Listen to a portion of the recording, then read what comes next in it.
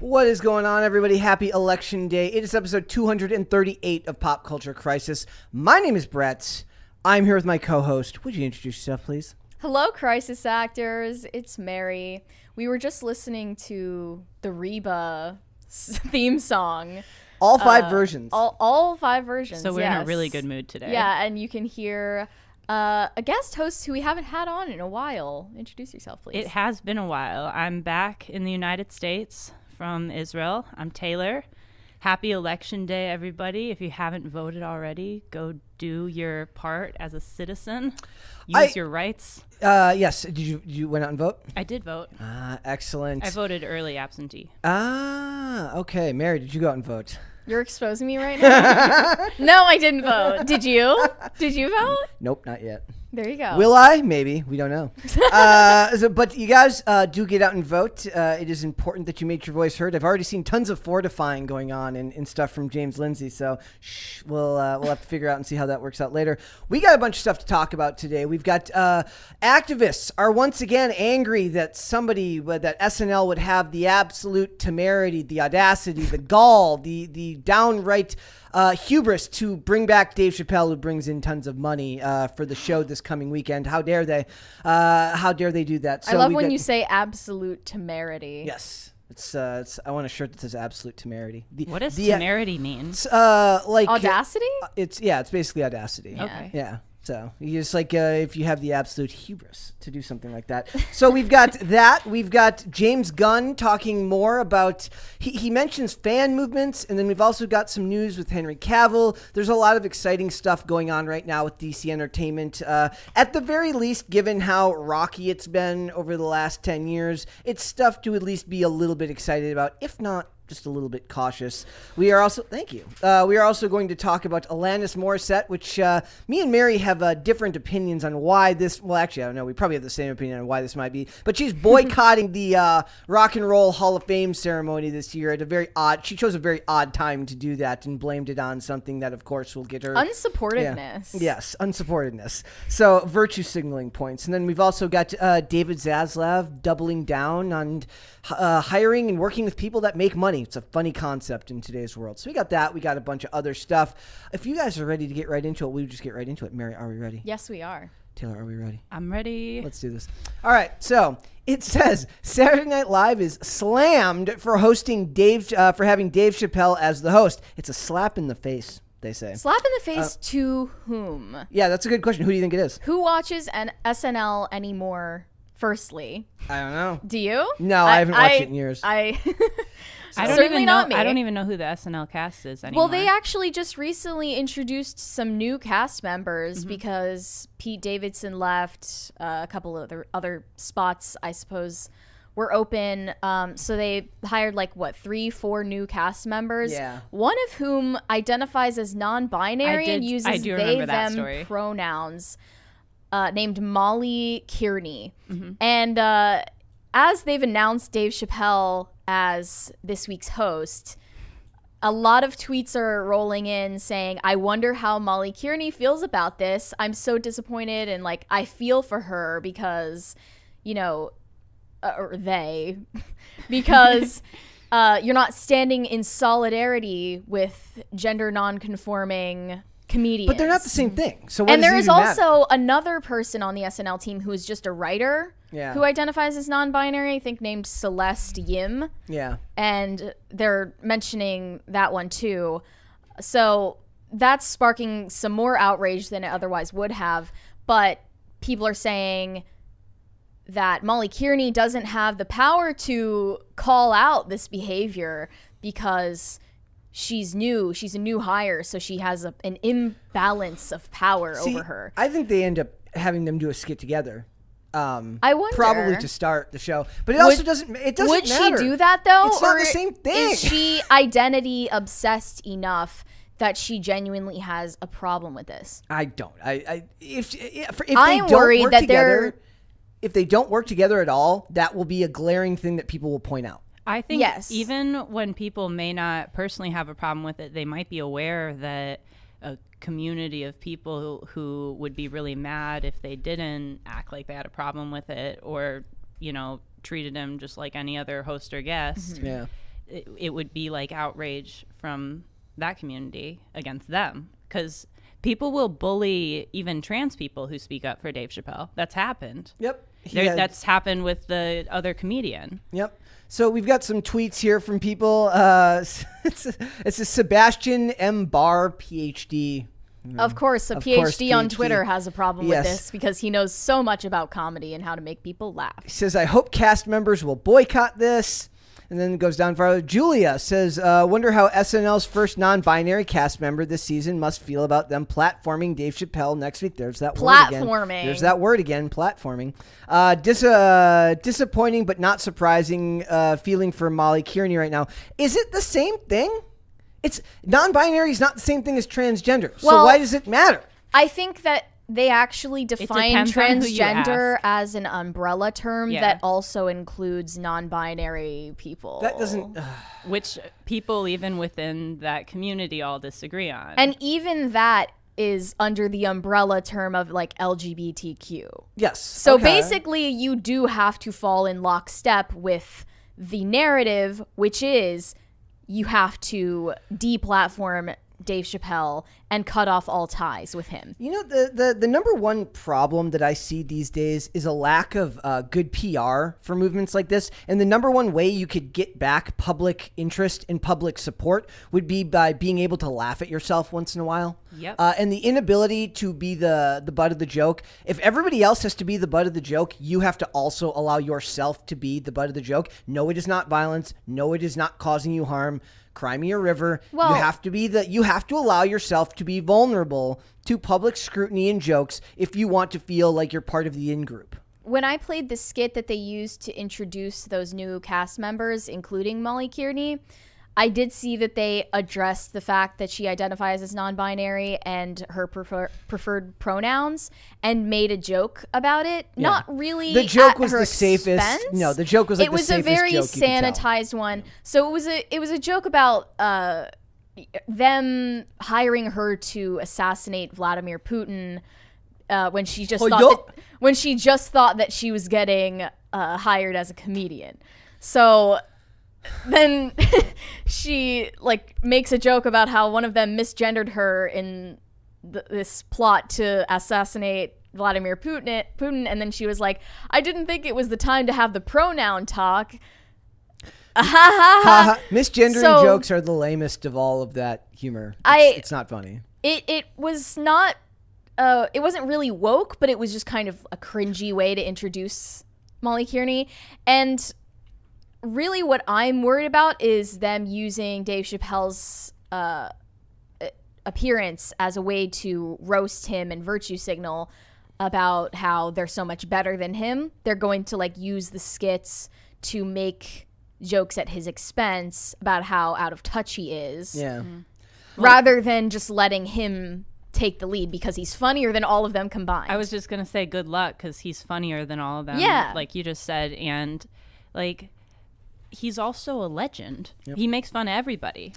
There's this quote from someone says, it's from IBF DHVB. It says, I am a trans man and I don't give an F about Dave Chappelle, but as a workplace, figure out where you stand. You can't make a huge point of hiring a non-binary persona and then have them see a transphobic dude as the host. Like what? Like, that's not true at all. You can do both. You can first of all, he's not transphobic. Right. He's just a guy who tells jokes and jokes about everyone. Well, I think what they also just the recognizing biology stuff is now considered transphobic, which totally diminishes even the meaning of the word transphobic. Yep. The issue is irrelevant because you should be able to do comedy with people that you disagree with about a myriad of issues, not just this one, not just gender ideology. Yep. And I think people are actually reading a lot more into Molly Kearney's thoughts on this than is actually warranted, seeing that she has said nothing on the topic so far. I'm sure by design. Yeah, and like one tweet said, Molly Kearney is a first-year player in an extremely tenuous position. What choice do they even have? Thinking about Molly Kearney having to be in sketches with Dave Chappelle, LMAO.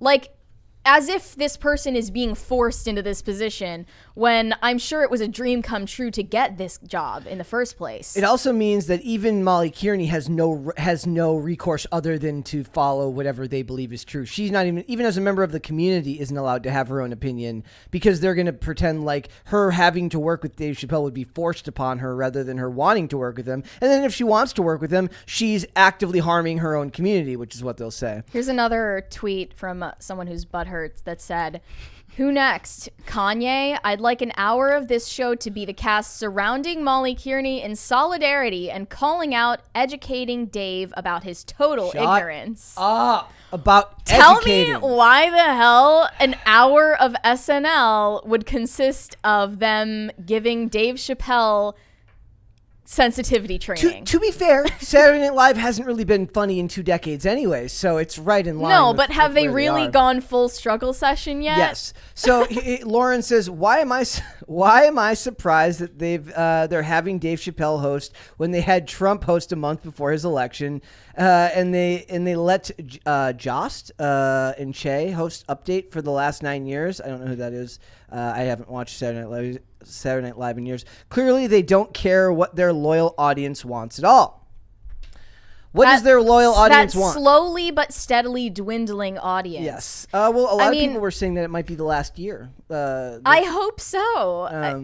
They're facing the consequences of your actions, and not in the way that they think. I mean, I was just reminded of Pat, the character that Julia Sweeney came up with back in the 90s, where they joked about how uncomfortable it made the other characters that Pat was like gender nonconforming, androgynous looking. They were constantly saying, like, asking these leading questions of Pat, trying to gauge like whether Pat was a man or a woman. And it was like a genuinely funny skit because it pointed out, it like took people off guard and pointed out how they're awkward and their vulnerability in that situation, because everyone can relate to like just being in an awkward social setting.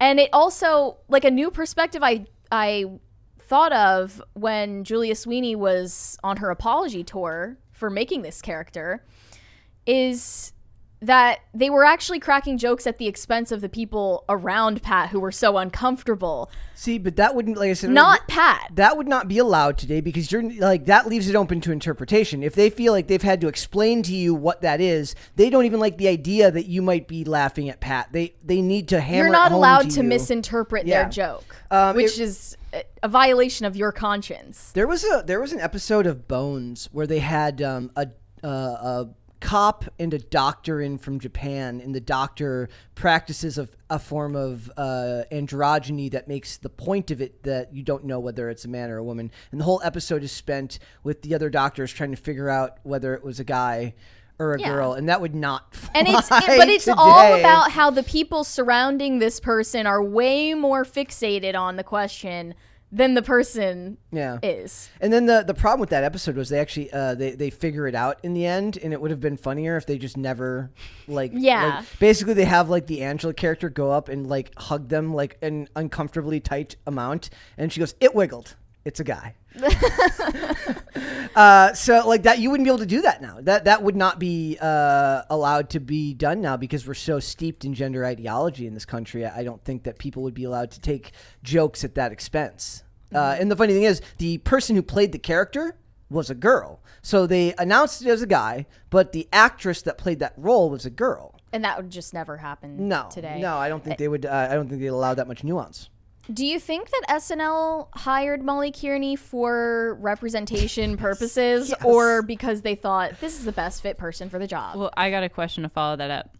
Did either of you ever hear of Molly Kearney before? No. But when I looked her name up, I saw like just normal like Comedy Central stand-up bits that were bland at best. Mm-hmm. So I don't know. Maybe just people aren't funny anymore, so she would be no exception. Yeah. But the thing is, if this is going to be framed as a win for representation, as far as like representing gender nonconforming people, or like if you call them genderqueer or transgender or non-binary, whatever label, let's cut the BS. This person is a masculine presenting biological woman who is basically just a lesbian. Yeah. Okay. And Kate McKinnon, one of the biggest stars of SNL, is a lesbian. They've had other lesbians on the show as well. It's not a new thing for lesbians to be represented in SNL. So you didn't need to cross this other representation Rubicon, which does not exist. Like, it truly doesn't exist. Also, do you think that the idea of platforming is also one of these great unprovables? So this one says, this S is why SNL giving Dave Chappelle a platform is dangerous, and why none of us, especially our allies whose voices aren't as drowned out as ours are, should shut up about it. A war is being waged on trans people and trans kids every single day, and he helps it grow. First of all, you can't prove that. You can't prove that your voice is more drawn out than anyone else's. That's not a thing. Like, there's unless you can show me where an algorithm is somehow not elevating you, because in my opinion, your voices are elevated, not drown out most of the time. Mm-hmm. It's obvious that the dynamic is SNL needs Dave Chappelle. Dave Chappelle does not need SNL. Yeah. Like, Dave Chappelle is probably the only person who could actually get me to watch an episode of SNL at this point. This is not a relationship of equals. Nope. In fact, Dave Chappelle... He's doing them a favor. Yeah, right. Dave Chappelle is platforming SNL more than SNL is platforming Dave Chappelle. We're like, I don't think we don't ever talk about SNL unless it involves something like this. This is another one. So it says, why is SNL so effing enamored with Dave Chappelle, of all people, a man who so smugly loves to demean the trans community at every opportunity? Enough already. Look, they're enamored with him because they got him as a host. He smugly makes fun of all communities. That's the point. You don't get to just choose yours and then pretend like he's not making fun of the other ones. Now, I will say that him, there is danger of going too far into it where you become known as that guy. Mm-hmm. But I think that it doesn't matter anyways, because they're going to make that decision for him. He could make his next special could not address it at all, and he would still get that label. It wouldn't matter. The same thing goes true for J.K. Rowling, that you're going to get that label no matter what now. So leaning into it seems to be, and when you push back on someone, they're going to push back on you twice as hard. So it kind of becomes like a circular firing, like in a way, like they end up leading each other into oblivion. They get mad. He gets mad that they keep unfairly maligning him. So he fires back at them, and then they go back and forth, and it snowballs. And it's not just something occurring on the internet. Someone has literally attempted to murder Dave Chappelle on stage for his remarks for his jokes about transgenderism. And yeah, I'll admit, when he is put on the spot to give a serious answer about his beliefs on those things, they are contrary to, the acceptable opinions of the day. But it also is irrelevant to his ability as a comedian and also the audience that he draws to SNL simply by appearing. Yep. It says, why are we giving this man a platform? Hashtag protect trans kid. I don't see hashtag protect trans kids. I don't see Dave Chappelle out here attacking anyone. And I am sick of the false assumption that having a joke or pushing back on something or making any type of commentary whatsoever is akin to violence, because it's that type of hyperbolic and imprecise language that causes the problems that we live in. It's like it's sloganeering, right? It's like when you look at a slogan on one of these billboard, like on one of these signs that they hold up, and you're like, what does that even mean? Like, what is it that you're saying? The protect trans kids thing is one of the most slogan tokenized things I've ever seen. And I know that there are members of the cast who have worn shirts with that phrase on it. And I've seen people posting pictures of them saying, I hope that the cast boycotts this episode, as if they would pass up the opportunity to be in front of an audience much bigger than they usually have. Support, uplift, protect trans voices. It's like, I need more details. Because by hiring one of them, did they not accomplish enough in that direction? No. Well, it's never, and as you know, it's never enough. Well, right. I think it's never enough to a small group of people who are very loud on the internet. But I think your average person doesn't view it this way. And in my experience, I know there is a small group I call them the alphabet mafia, who if you act out of line, they will target you with severe bullying, and they will label you all sorts of terrible things that aren't accurate, and they won't let it go. And they do it because they either want you to apologize or they want you to just disappear and not exist. Apologizing never works anyways. Well, yeah, some people do that though, but I think it's much better to just like... Was it like Kyrie Irving apologized? Own what you say. Kyrie Irving apologized, and like the very first thing that was written was like not genuine, disingenuous right, and apology. they created a whole list of demands for him. That situation we didn't even talk about on the show, but no. Bend your knee to the. But it was really because of the context of everything happening with Kanye that they freaked out to that degree. All right, let's go super chats. Rega Tan said, Taylor, play Elden Ring. Have you ever played Elden Ring? No, what's Elden Ring? Do you guys know? I've never played it. It's just it's a Dark Souls style video game that Rega Tan he just wants every single guest to play it. Okay, and asks every time. Caper2X said, Taylor is back. Hola, Taylor. Comrade Mary. That is you, Hola, Comrade Mary. I'm back. That's me. Soviet Union Mary. Caper2X said, SNL, are they still around? Who's watching? Brett? I'm not watching. Is that a joke about how you're old? I take offense to that. I take particular offense to that. No, I'm not watching SNL. We're so old. We remember when SNL was pretty good. I don't. I think SNL being good was before our time even. Like, you made Norm Macdonald episode still. Norm Macdonald's Weekend Update was good, and I normalize calling Hillary Clinton a bitch on live TV. There you go.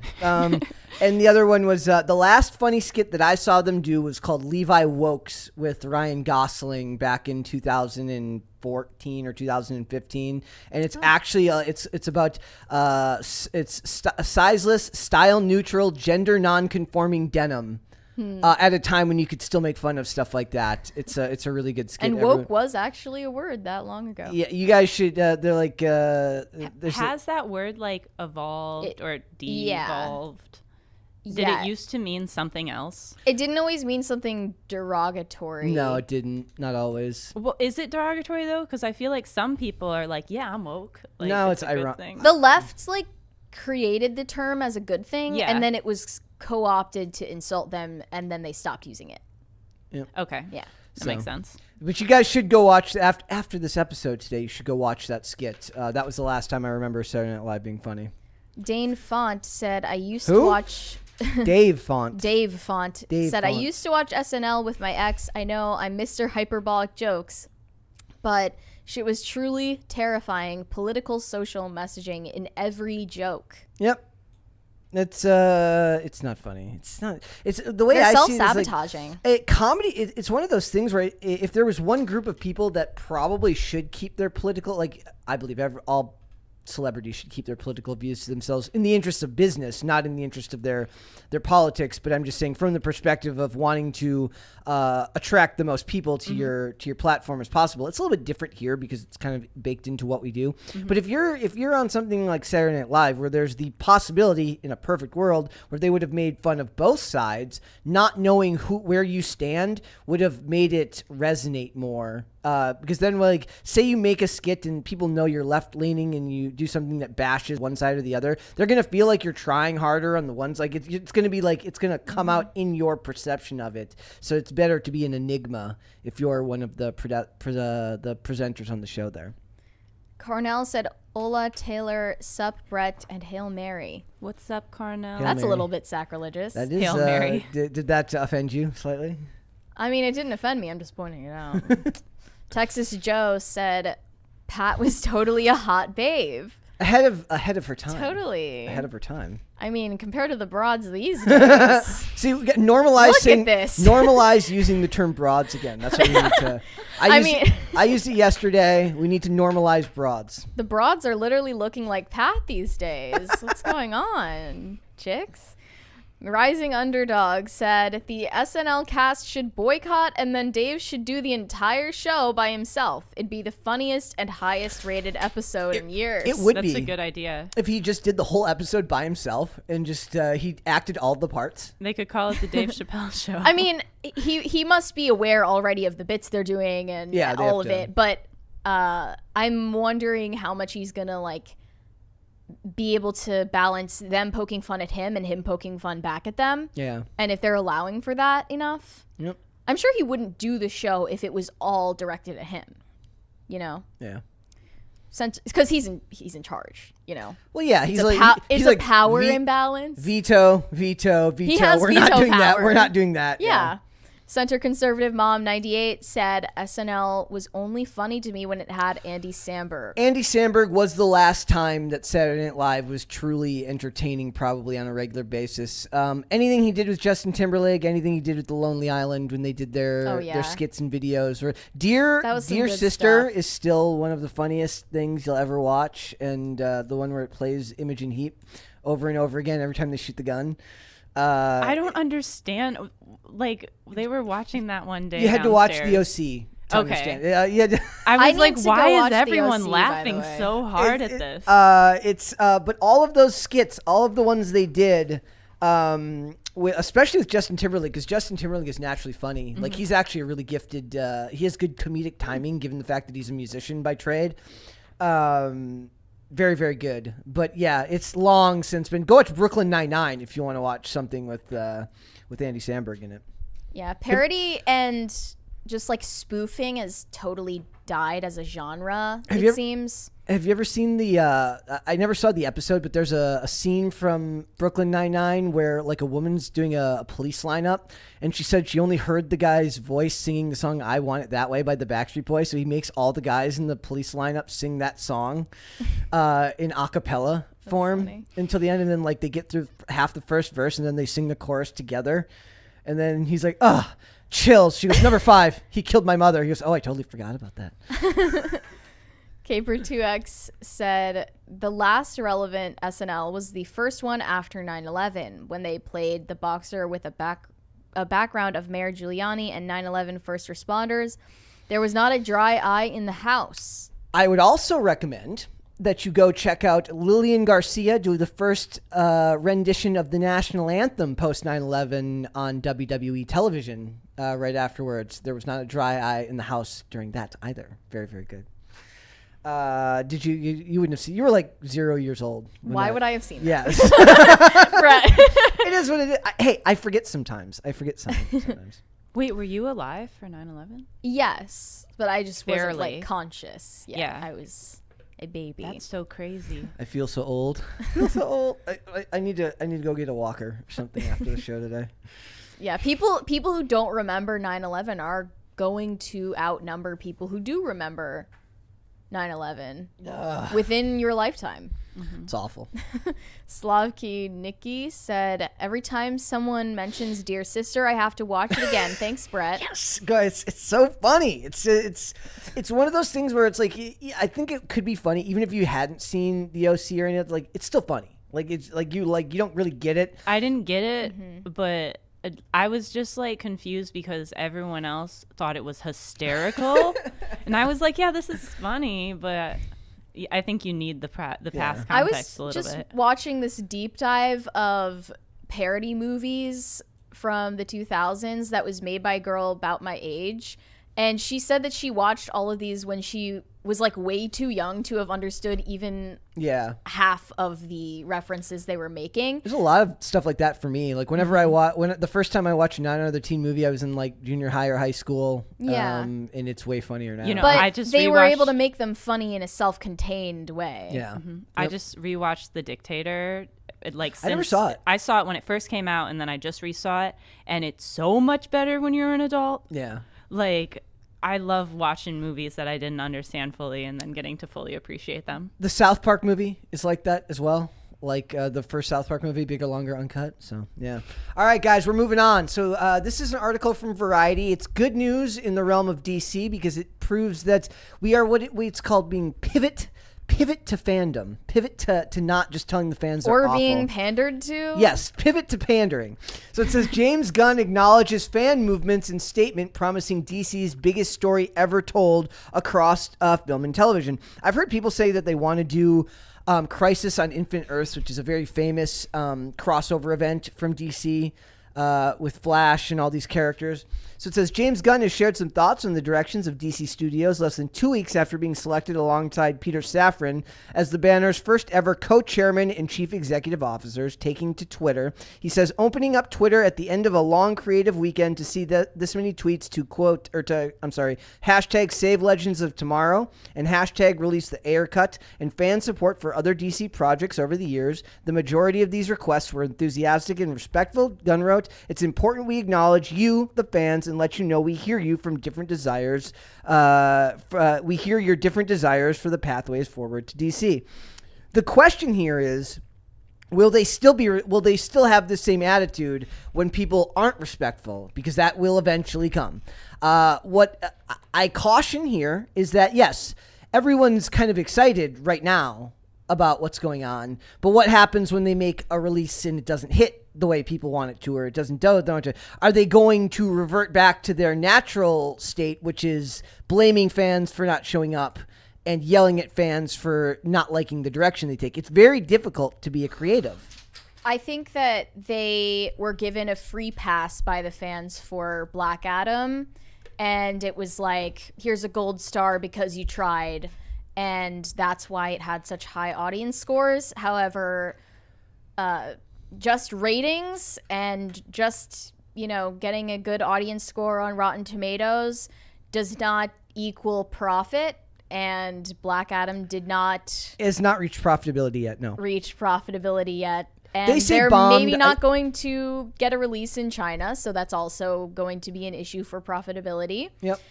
And, there's a lot of, talk about hearing the fans, and it feels like pandering when it comes from The Rock.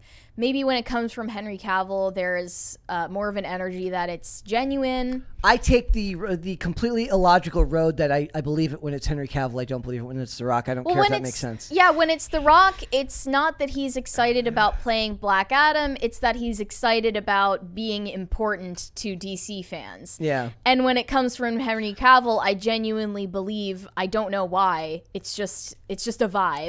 It's like Keanu Reeves. I know that most of the celebrity fluff around celebrities being good people is BS, but when it's Keanu Reeves, I just believe it. I don't know why. I couldn't tell you why. I just do. That's but when instinct. We were arguing about the likability of Bill Murray, and you think that he plays too far into the quirky image. It's manufactured. I don't feel that the Keanu stuff. But you buy Keanu Reeves when he, like, his wholesome 100ness has been memed into oblivion, and I find that, maybe I'm just a cynic, but I find that tiresome. So I don't believe any of it. But all I'm saying is I believe Henry Cavill is enthusiastic about playing Superman and is happy to have the chance to do that again. But also, I'm worried DC blew their chance at profiting off of that because they wasted an entire decade. The idea here is that with new leadership, the problem here is with new leadership, normally you would expect new characters, new renditions, but they keep pivoting back to old characters and old renditions, which will make people feel like they're leftovers of the previous regime, even if the new regime wants to take a separate approach. One thing that speaks to the change is this thing from Henry Cavill where he says, and this is what I think is very important. He says, "If that's the case, it's my honor to be the custodian of the character." And it says Henry Cavill wants to sign an exclusive contract to make him the only actor who can play Superman. Cynically, for the rest of his life? No. Cynically, you would think like, well, yeah, because he wants to be the one who gets all the... I mean, I'm sure that there's an aspect of personal, self-interest and profit-driven interest in him saying that. But I buy totally that he's happy to be welcomed back into this role again. Yes. And I think he was kind of unfairly shut out of conversations. Made no sense. They had a big name actor with arguably the biggest superhero of all time next to maybe Batman. And everyone knows that Instagram post where he tagged nearly every name in existence who has played a significant role in DC. And nobody responded. No one responded except Jason Momoa with like an emoji or something. It was basically like responding K to a wall of text. There was the article that said that Henry Cavill basically said that they're going to give the fans everything that they've wanted from the Superman character. It feels like they've kind of reached this point now where they realize that at the very least there's good publicity in pretending like you're listening to the fans. That's the cynical side of it for me, saying so. Yeah. And I would like to see them do that. I think bringing back a lot of these other characters is good and proves that they want to move in that direction. But I also, look, James Gunn, as much as I loved okay, I didn't love the Guardians of the Galaxy movies. They were fine. Who loved the Guardians of the Galaxy movies? But I loved his Suicide Squad movie, and I thought Peacemaker was fine except for the weird environmentalist propaganda crap at the end that didn't really fit when they started using the buzzwords and I can't stand it. I realize that, by the way, this is a bit of an aside, that it's not even so much that the writing is different now as far as characters. It's that before 10 or 15 years ago, there weren't as many like universally known buzzwords. So I was watching this episode of Lethal Weapon the other night, and basically the mom is lecturing a daughter for like putting up pictures online where she's not wearing like enough clothes. And the mom's basically making the argument that like, look, if you don't respect your body, you can't expect a boy to respect your body either. And her brother comes in during the lecture and makes a reference to like the male gaze. And 20 years ago, that just wouldn't have existed in that world, right? I wonder how content that includes stuff like that will age. It'll age out because those terms will, like 20 years from now, people will be like, what the hell does that? If anything, it dates it in a way that fashion dates a lot of TV shows, right? So it's like it's like hearing mansplaining in a television show. Like I heard that on an episode of an NCIS episode. I'm like, this automatically makes this between this year and this year now. And when you hear that stuff, you're just like, that writer he's drawing a line in the sand between the viewers and the writers by doing that. You should be seeking to make your content timeless. It's why that scene in the Batman was so jarring when Catwoman references white privilege, because there's no other dialogue in all of the movie that is like forcefully modern. Right? Mm-hmm. The rest of the dialogue is fairly evergreen in its content, but that language is so of current year and of certain ideology that it takes you out of the story that's being told. And that's what it did that in the show I was watching the other day. So what made you drop off of watching Legends of Tomorrow after like 2 seasons? Because it went for 8. 7 or 8. I thought they kind of bungled the Vandal Savage storyline, which was who the big bad was in season 1, and it got eventually watered down with the typical CW stuff, which is like all of a sudden everything's gay, literally, like outside of the realm of like weirdly so. Right, where it doesn't make any sense. Mm-hmm. Like it felt like the writing changed. It's not a knock to that. I'm just saying the writing is bad. But I get what you're saying. It felt clunky, and they did the same thing with most of those shows. Or like the Flash, when the Flash became all about Iris West and every character but the Flash. Arrow became about every character but Oliver Queen. The writing just took a huge dive in those later seasons, and they make up for that by making it all about ideology. And that was a hallmark of the CW network, especially in those later seasons. And I don't mean any of that to sound disrespectful to any particular group. I'm just saying that it made their writing clunky and very, very predictable most of the time. I've heard that that most of Legends of Tomorrow is good. I just had no interest in it. There was better stuff to be watched at that time.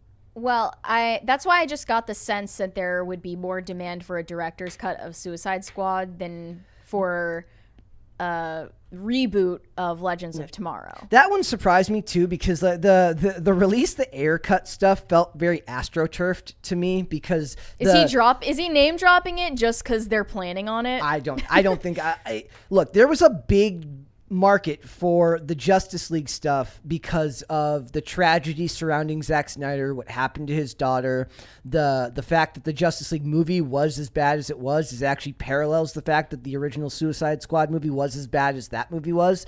And like I said, if you watch that original trailer, the Comic-Con 2014 or 2016 trailer for Suicide Squad, you can tell that the movie that David Ayer originally produced had a very, very dark and different tone from the slapstick garbage that ended up coming out in that movie. Hey, I love it. I love slapstick garbage. That makes no sense. But you lose out on something when you take a director's vision and you handicap it like that, which likely means that there was a lot of Leto and Harley Quinn Joker and Harley Quinn stuff that got cut out. Well, they had the like dark abusive relationship subplot heavily included and the slapstick humor. They probably thought these two themes seem contradictory and we need to just commit to one. Yeah, they axed it, which is why there was almost none of Leto's character in there. And to be fair, it wasn't a good portrayal really anyways. So I thought it was at least like funny. It was funny to watch. When he said hunka hunka, I literally I turned it off the first time. I'm like, I can't do this. I can't do this right now. Is it because you're allergic to cringe? I kind of am. Because I love cringe, and that's why I liked Jared Leto's Joker. I can't do it. I liked Will Smith too as Deadshot, which is there's another example of okay. There was a story the other day when we were covering the stuff that they were doing for the swaps that they're doing on X-Men. How they're saying basically, if we bring in bigger name actors, people can't complain as much if we race swap or gender swap characters. Nobody gave a crap when they race swapped Deadshot for Will Smith because Will Smith's such a big name that he's able to, his marquee value overrides that for a lot of people. And I thought that portrayal was fine. I thought Amanda Waller in that movie was fine. I thought that it was a criminal misuse of Joel Kinnaman as Rick Flag because Joel Kinnaman's an underrated actor. But it would be interesting to see how those characters, because they got a lot of really, like when I think about that, Joel Kinnaman, Margot Robbie, Will Smith, it was like the one time people liked Jai Courtney. Like that, like it's the only thing people like him in. Everything else he's in, everybody hates. There was a lot of potential there that might have been salvageable in the Ayer cut, but I don't know if that would be something I would care enough to like sign up for HBO Max specifically to see. Like, I mean, I already have it, but like, if I'm a new person, like, is there anybody who's like hashtag releasing the Ayer cut on Twitter that isn't already subscribed? Yeah, it seems like a bit of an AstroTurf fan campaign at this point, but maybe because they're planning on actually releasing it, he's name dropping it so that they seem like they're good at following through on their promises. And when they did it for the Justice League cut, they gave him an additional $20 million to finish the special effects. So it's not like it was just like he re-edited it and then released it. They had to finish the movie completely. Mm-hmm. So I'm disengaged from caring about the climate of chaos around the future of DC. I'm just thinking release good movies. I love the chaos. I love it because this is what DC is great at. Announce a bunch of projects and then F them all up. And then somehow the little ones end up working out. Joker works out because they gave him $55 million. He made his movie and they left him alone. They don't know how to leave people alone and just make their stuff. Right? All the problems that we hear about come from studio interference. Mm-hmm. If James Gunn does his job right, he's not going to be interfering in these directors making these projects. So hire good directors, hire good actors, give them medium-sized budgets. None of this $200 to $250 million stuff anymore. You can't afford to. You just can't. So because somebody is going to have a weird personal relationship with the Dalai Lama in another country. And F it all up for you. So just stop planning for a China release. Yes, exactly. So we'll see. Like it's interesting. I enjoy the DC gossip and stuff way more than the Marvel stuff because Marvel is just draining and stupid, and the fans are arguably way worse. Like because Marvel is a machine that is like well-oiled and efficient. Yeah. And you know what's coming next for the next like 5 years. When they make an announcement, that project will come out. With DC, you're like, will it come out? Will it not? We have no idea. It's interesting to see. So we'll see. Let's go super chats. Okay. Tacti Platty said, not a comedy, but I think Gattaca movie ages well. I liked Gattaca a lot. I don't know why, but I think I want to rewatch it soon. Toy News Quarterly said, "You must keep Henry Cavill as The Witcher and replace the writers instead." Petition is at 175,000 on change.org. Well, I don't think change.org petitions actually accomplish anything. Here's a fun fact. I don't think in the history of change.org petitions there has ever been a single one that actually changed anything. But especially when you'd have to be forcing Henry Cavill to return to this role against his will, because for all we know, he left The Witcher before he even got confirmed as Superman. It's funny. It would be funny if he just really hated the people on The Witcher and he was just done. He used it to get his way. Like, I mean, he clearly did. He clearly had problems with the fact that they were so like hell-bent on not following the material that they were given. There was another story today about one of the writers from Andor, which, by the way, Andor got announced for a second season. It was the lowest rated of all the Star Wars shows. It's literally no one was talking about it, but it's supposed to be like one of the better of all the, from what I understand. Well, they had to, lower everyone's expectations to the extreme. Yeah. With The Mandalorian and with Kenobi. No, not with The Mandalorian, with Kenobi. The Mandalorian was mediocre. I'm not saying it was bad, but it was mediocre. They had to lower everyone's expectations to the extreme, announce all of this slate of shows for Star Wars coming out, so everyone's dejected, and then only the super fans are willing to watch Andor.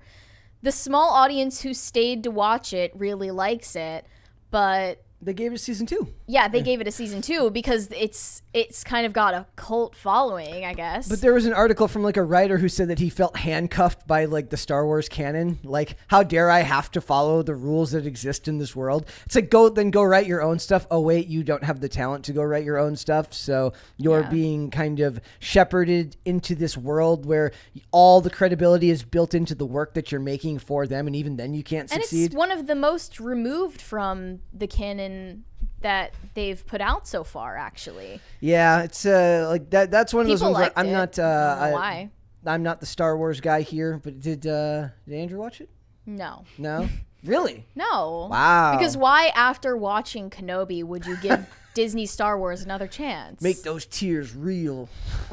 I'll never get over that line. Like, sometimes that will just come to my head in the middle of the day. I'll be thinking of there's this line where this character Reva says something about making tears real, and I literally when she was yelling at a child Leia, threatening to torture her for information. She was like, "We're gonna make your tears real." And that line will just pop into my head at certain times, and I will get second or fifth hand cringe thinking about how awful she must have felt having to deliver that line. Like, nobody could have saved that. Nobody. There are just veins popping out of Moses Ingram's forehead as she's desperately trying to look intimidating. By like take 15, she's like, "Please not again. Please not again." Center Conservative Mom 98 said, "I didn't like Legends of Tomorrow till it started getting ridiculous and stopped taking itself too seriously. Although I stopped watching eventually." See, I heard what a lot of people liked about it was that they didn't take themselves too seriously. Because let's face it, okay, the number one complaint that I heard when it was in its early years was like, the time travel literally makes less than 0 sense. Like, in a world of sense, it is on another planet somewhere entirely. Like, nothing follows any type of logic whatsoever. So that doesn't bother me a lot most of the time. If the show's fun, it doesn't have, especially time travel. I will give a lot of leeway to time travel stories because it's like you're overthinking it. That's the point I reached with Doctor Who at some point until the female doctor showed up. Then I was gone. So, like, to me, like, those early seasons, and I enjoyed Brandon Routh. I enjoyed Katie Lotz, but then eventually it just gets to be a little bit too much. So it is what it is. The Last of My Kind said, Ayer Cut was completely different. Batman was supposed to be otherworldly scary because it's supposed to be from the point of view of the criminals. Think the scene with him and the cops. One of two. Also, Leto said he recorded over 3 hours of film. Yeah, and I think back to there's that scene at the beginning of Batman vs. Superman where the two cops are going into the warehouse and Batman's on the ceiling, and he's very much portrayed in a much scarier fashion than he would have been. And then they kind of ruined it too, because then in the later trailers for the Suicide Squad, they showed Batman, and it would have been cooler if they would have waited to show him. and kept him off screen. And the reveal for Jared Leto's Joker in that first trailer for the Suicide Squad was really, really, really good. Everyone was arguing about, should he have tattoos? Why would he have grills? Why would he look like this? But the reveal was done very, very well in a manner that's supposed to be scary. So. Yeah, I remember one scene they cut from it that I think is still on YouTube was showing that Jared Leto's Joker was actually not supposed to be as much of a literal clown. He was like about to electroshock. Yeah, Harley Quinn. Yeah, that was in that, and they just cut all of that out, so he ended up seeming like a very unserious. And then when they did the thing where she falls into the vat or whatever, and he jumps in after her, they used like a really awful Kalani song that just like. Oh, I remember that. And I'm just like, I was watching him like. Who's doing gangsta? I was like, who's doing like? I was like, did they literally find like the worst person ever to like? Could we find like a song like pick like the worst song and then find like something worse than that? I wish we could live react to that scene. So bad. It's pretty bad. Bobcat said, "Wait, who is having a weird personal relationship with a llama too?" And they're trying to release. It's pop culture. It's getting crazy out there. Look, that's on our premium channel. You'd have to check out the premium channel for that. That's on Pierce Brosnan's OnlyFans.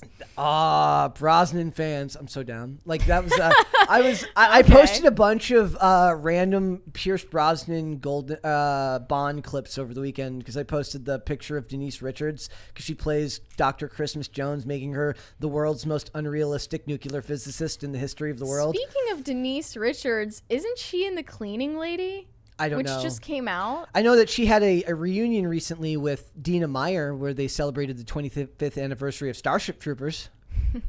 No, Starship Troopers. Okay, but yeah, and then I was like looking at it because Dina Meyer is like kind of secretly based, not secretly, but like fairly conservative, and then I'm thinking like Denise Richards with her mom-daughter OnlyFans accounts. It's the world we live in today. Love that. It's the world we live in. Sketch Therapy said Suicide Squad equals Assault on Arkham 2014 with a worse ending. And I know they wanted to do they wanted to make the Batman movie that Ben Affleck was going to make before he was replaced by Robert Pattinson. Originally it was going to be written, directed, and starring him. Like imagine being Ben Affleck before you married J-Lo.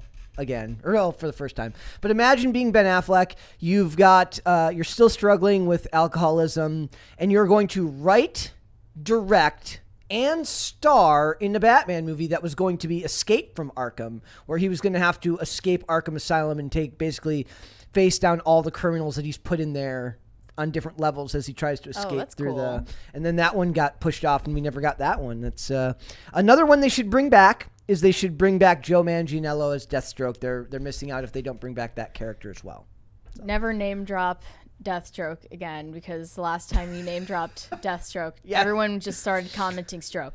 Yeah, well, we're very mature here at Pop Culture Crisis. Yes, we are. All right, guys, we are moving on. So nowadays, if you want to get out of doing an event, you can just virtue signal your way out, as we've learning from Alanis Morissette. She probably felt like she was under the weather or something, or she realized she had a conflict in her schedule, and Alanis Morissette decided, how can I monetize that? Yeah, how can I make myself the victim in this situation? So what she says is, this is why Alanis Morissette dropped out of last weekend's Rock and Roll Hall of Fame ceremony. Quote, Hollywood has been notorious for its disrespect of the feminine. I imagine you agree with this, but for different reasons. I don't even think she listed any reasons. No. Her statement was so long-winded and just a nothing burger. It actually shocked me that I sat there and read it for that long and learned nothing. So she was supposed to do a duo, like a little duet with performance of Carly Simon's You're So Vain with Olivia Rodrigo. My conspiracy theory was that Alanis Morissette was angry about like not getting paid as much for the appearance as Olivia Rodrigo, who is much younger than her. I don't know, just floating that theory out there, but maybe she just didn't feel like leaving the house that day. Well, let's read her statement. She said, there are some misinformed rumblings about my not performing at the Rock and Roll Hall of Fame induction ceremony this past weekend.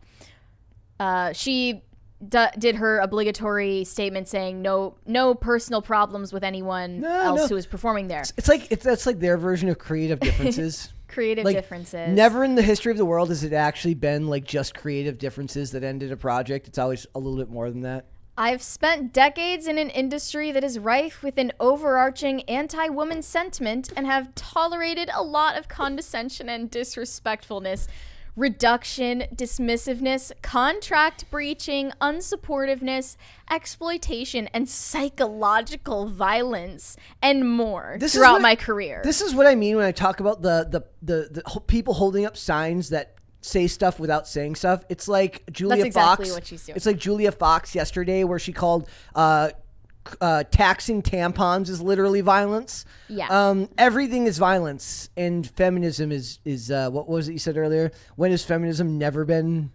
When have feminist ideals not been imperiled? We'll get into that later. So there's nothing like, no one issue that she was like, this happened, I'm not going to be involved. That's why I thought it was just like, I've had enough, and I'm going to tell you all about it right now. I thought there must have been some drama behind the scenes that she's purposefully not addressing in this statement.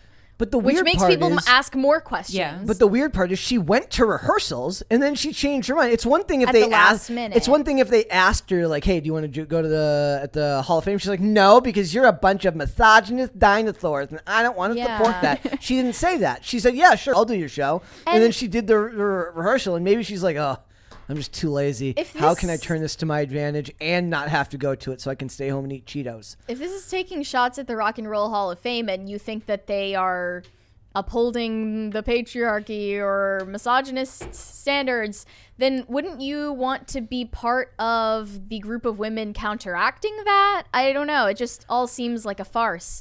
We don't believe in the patriarchy here at Pop Culture Crisis. See, we've got 2 women on the show today, so that's not even a thing.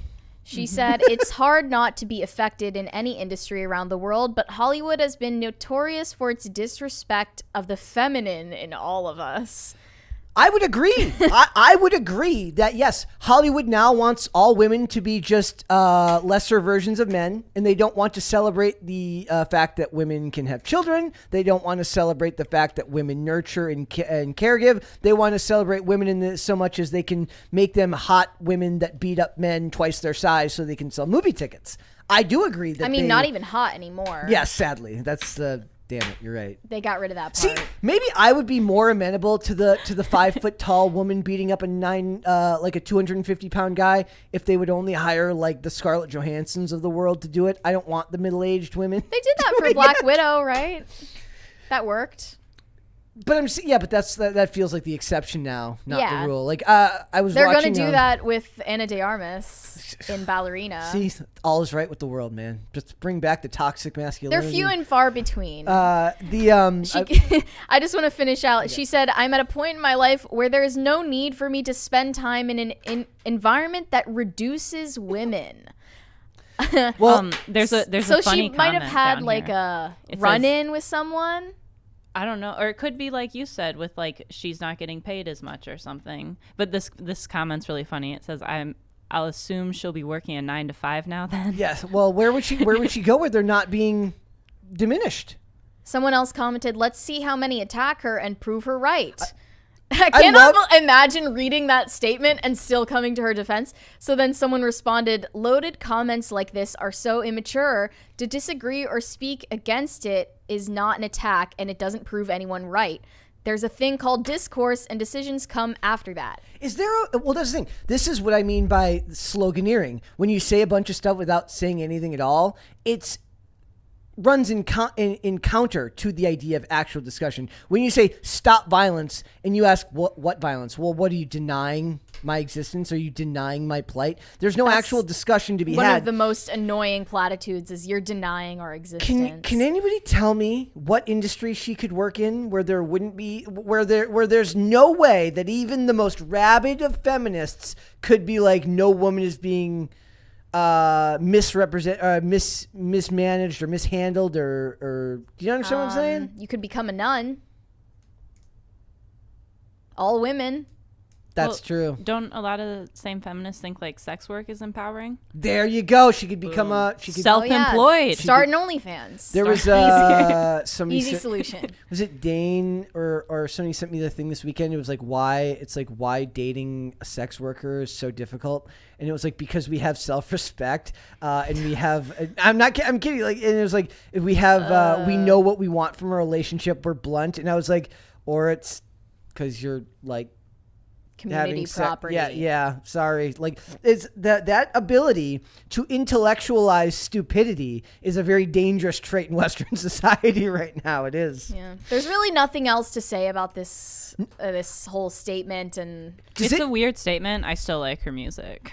That's fine. Like, separate art from the artist. Not always. Sometimes someone does something that I'm like, I can't listen to this anymore. But when does that happen? It hasn't ruined it for me. Sometimes someone will say something like really anti-Semitic or like some like weird like Black Hebrew Israelite stuff, and I'm like, God, I can't even like enjoy your stuff anymore. Does that happen to you? Is there something that people can say that affects you and you don't want to listen to it or watch it anymore? I don't know. There's nothing that comes to mind. Certainly not like going to stop streaming Chris Brown songs anytime soon. Like. Even though I think that all of these people are morally reprehensible, so why would I boycott any of them? I knew a girl who went as Rihanna from that photo for Halloween one year. When was that?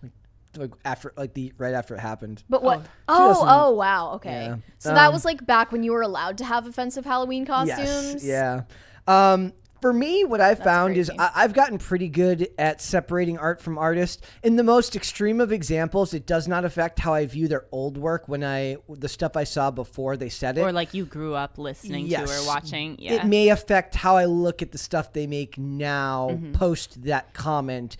But when you become an ideologue, your art suffers. So it's not even you projecting something onto them. Worse. They're just creating worse stuff. I don't know if this is fair, but I also think like how good is your art? Yeah. Is it worth it for me, or am I not really gonna miss it? Yeah. You know? I don't like the calls for other people to boycott something. Yeah, like everybody if you want to boycott it, decide. That's your business. Don't try to force it on everyone else. Yeah, and I don't think I do it out of like boycott so and so. I do it out of like I just genuinely don't really enjoy this anymore. Yeah. Calling for boycotts is kind of dorky.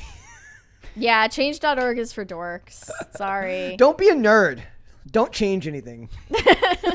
Stay the same. Is this is this just a clever way that the industry allows you to get out of something while also raising your public profile through virtue signaling? Yeah, she probably had like a doctor's appointment in the way, or maybe a date planned for that night, and she didn't realize it. So she was like, how can I get the most attention out of canceling I kind of like I possibly can? She had like a mani-pedi and just really like needed to go that day. She just really they're not going to be able to get me in self-care. Again for 2 weeks. She's got canceling last minute is self-care. She's got like a really famous beautician that she goes to who's like always booked all year, and she's not going to get another chance. So she's like, it's the Rock and Roll Hall of Fame. That'll be around next year. Do better, Rock and Roll Hall of Fame. Like maybe the lady they should have provided my manicure. Yeah, they should have hired that person. Why she backed out will remain a mystery, but I don't think anyone is dying to know. It's a mystery that her statement did not answer for I am kind of dying to know because it's so vague. It's annoying. That's what she probably just literally didn't feel like it. But that's annoying. Or got into some kind of back and forth with her contract. But then the problem with that is like we're like these types of articles, these types of statements inherently push divisive ideas on the public because nobody can ever separate that she means Hollywood. She's going to take it to mean society as a whole has influenced Hollywood to be the way it was. So men are bad. And then society suffers because she had a nail salon appointment that she couldn't get out of. It's always society that is tainting Hollywood. They never want to accept that Hollywood is tainting society. Yes, and that's the hardest part for me is like when we talk about this stuff, whenever these celebrities, we talk about that with Me Too a lot, right? Like, it started out as being Hollywood is full of scumbags that treat women like crap. And then they were like, crap. Wait, the whole world has this problem. And that's never been true.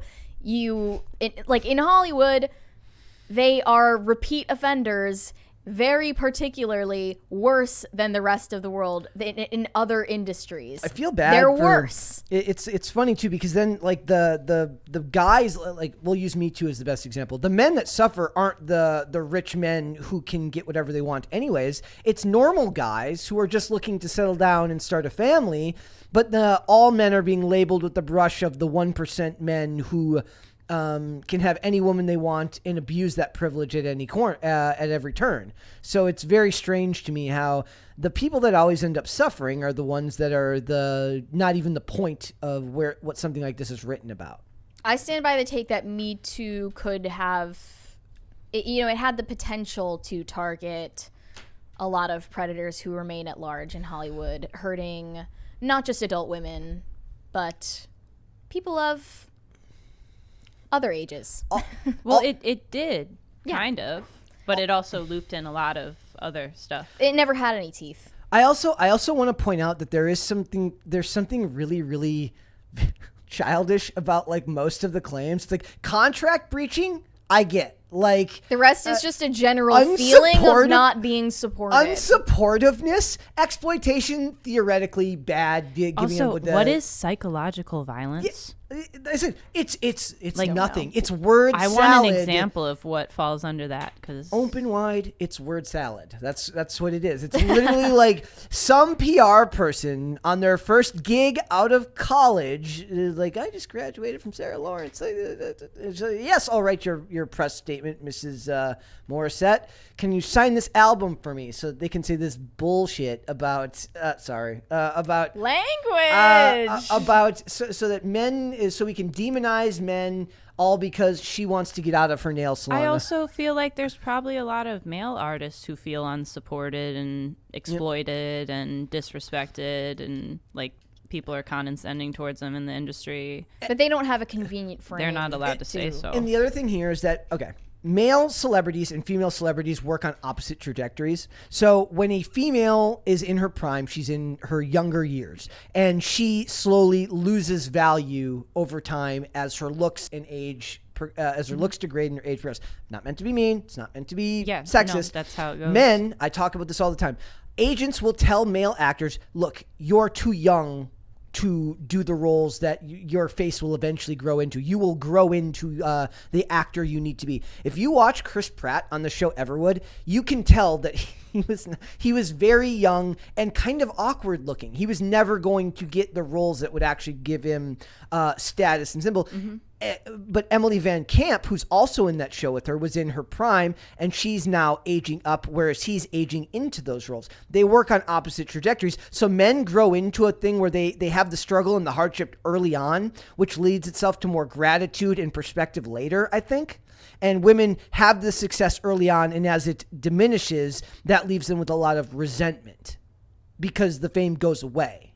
Does that make sense? Yeah. Okay. And there are definitely exceptions who break that rule too, but that is the common theme. That feels like that. Yeah, that's the rule, not the exception. Totally. There are and to be fair, like you said earlier, we've seen recently hiring Kathryn Hahn to play Agatha Harkness on. In Marvel, I talked about there's this actress named Kathryn Hahn who was on a show called Crossing Jordan back in the early 2000s, and I thought it was funny, and I mentioned it to Mary one day. I said, it's weird that of all the actresses to randomly make it was this television actress from the early 2000s, but that's because you feel that they're starting to age up their casting of women, which is fine. That's a good thing, but could they stop complaining? Is that a good thing, though? Yeah, it would be if it got them to shut up and stop complaining. Well, that's never going to be true. No, it's not. So everybody loses anyways. So there will always be complaints from someone. All right. So speaking of complaints, let's go super chats. I think we should wait on super chats. Okay. All right. All right. More complaints first. Yeah. Warner Brothers has decided to reinstate their relationship with J.K. Rowling. Well, not reinstate, but what? They're open to making more movies in the Harry Potter franchise after canceling the last 2 planned movies of the Fantastic Beasts series of films that were already planned for release. And then once the controversies about members of the cast just started piling up. Yeah, they really couldn't win. But between there was Johnny no Depp, way to get around it. Between J.K. Rowling, Johnny Depp, and Ezra Miller, it was literally like a controversy like buffet. A trifecta from hell. Like of imagine PR that, controversies. You're that PR person, and you're just like every day you're like, oh, another thing, so and another thing. The Fantastic Beasts film where Johnny Depp's character was actually replaced with Mads Mikkelsen was the most recent installment of the franchise. It's like a prequel series of films to the Wizarding World. It only made like $400 million, and that's not where they projected it to go. But they had depreciating box office like with each movie because you're making something derivative to begin with, and it didn't catch on with a big fan base. So that was blamed on J.K. Rowling unfairly, and I think this article unfairly framed it that way.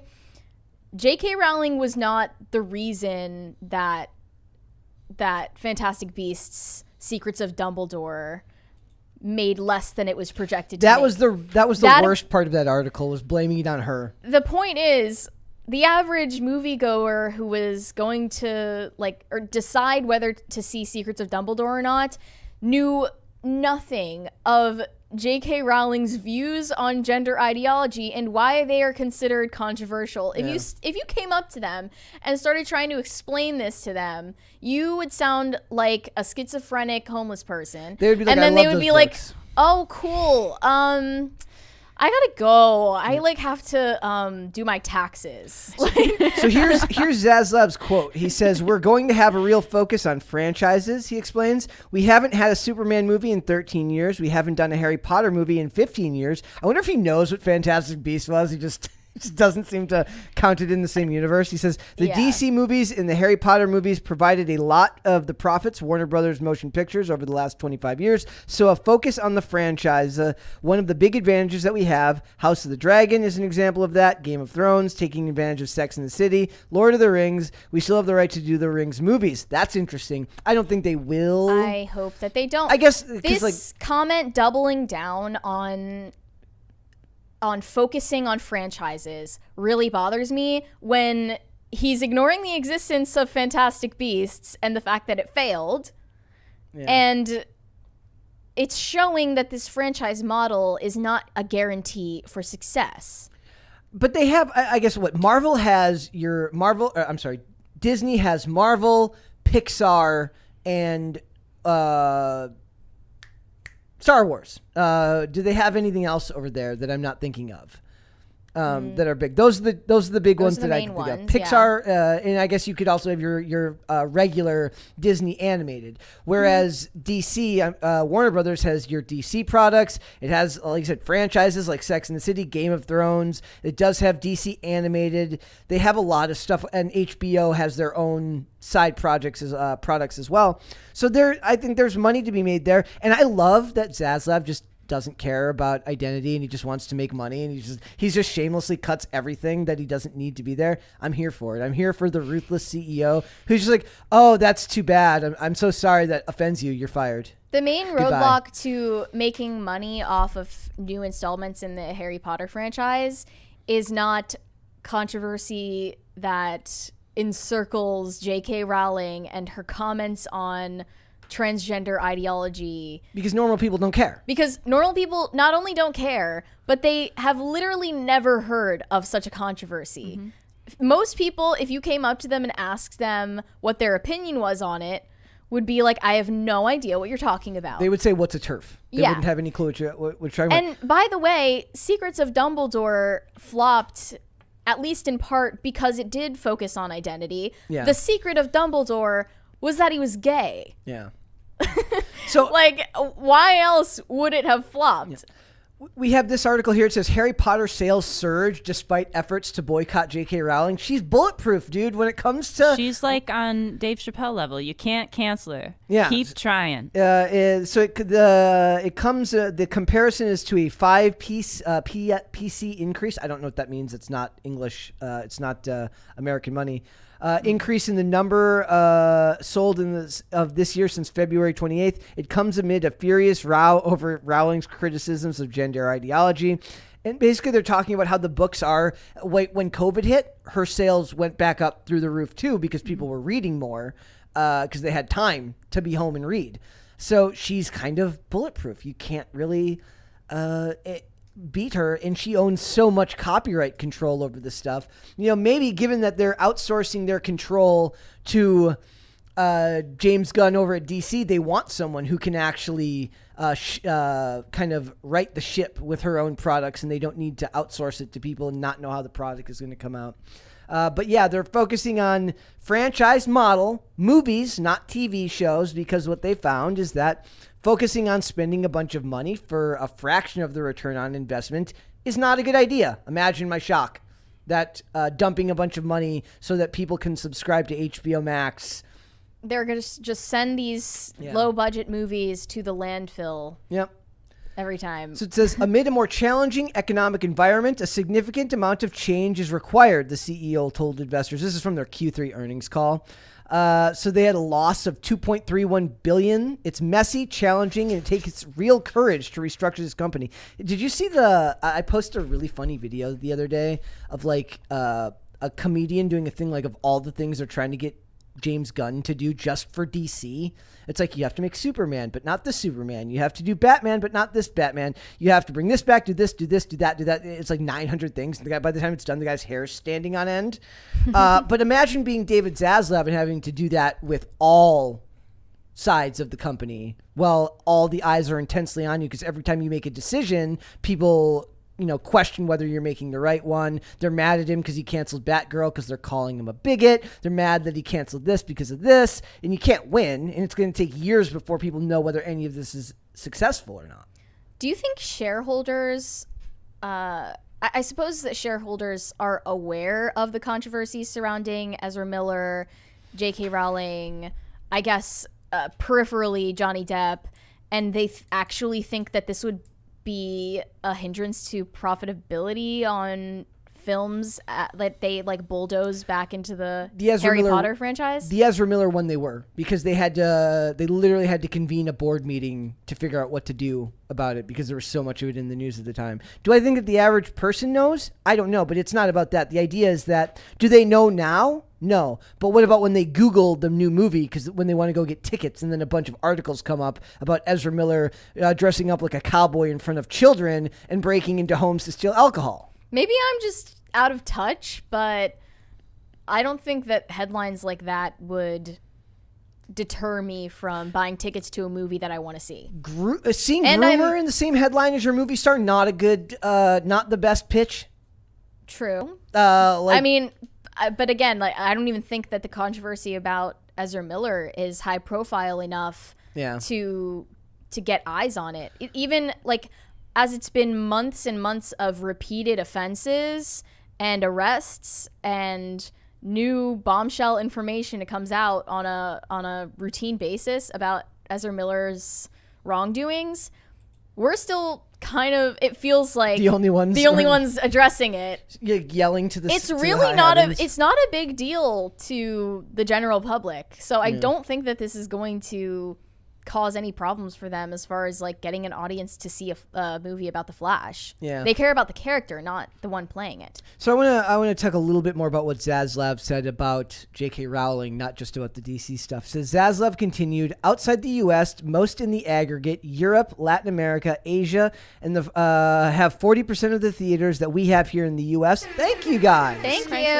And there is local content. So when you have a franchise movie, you can often make 2 or 3 times the amount of money that you make in the U.S. because you get a slot, meaning less to choose from, so they're going to end up going to see your movie.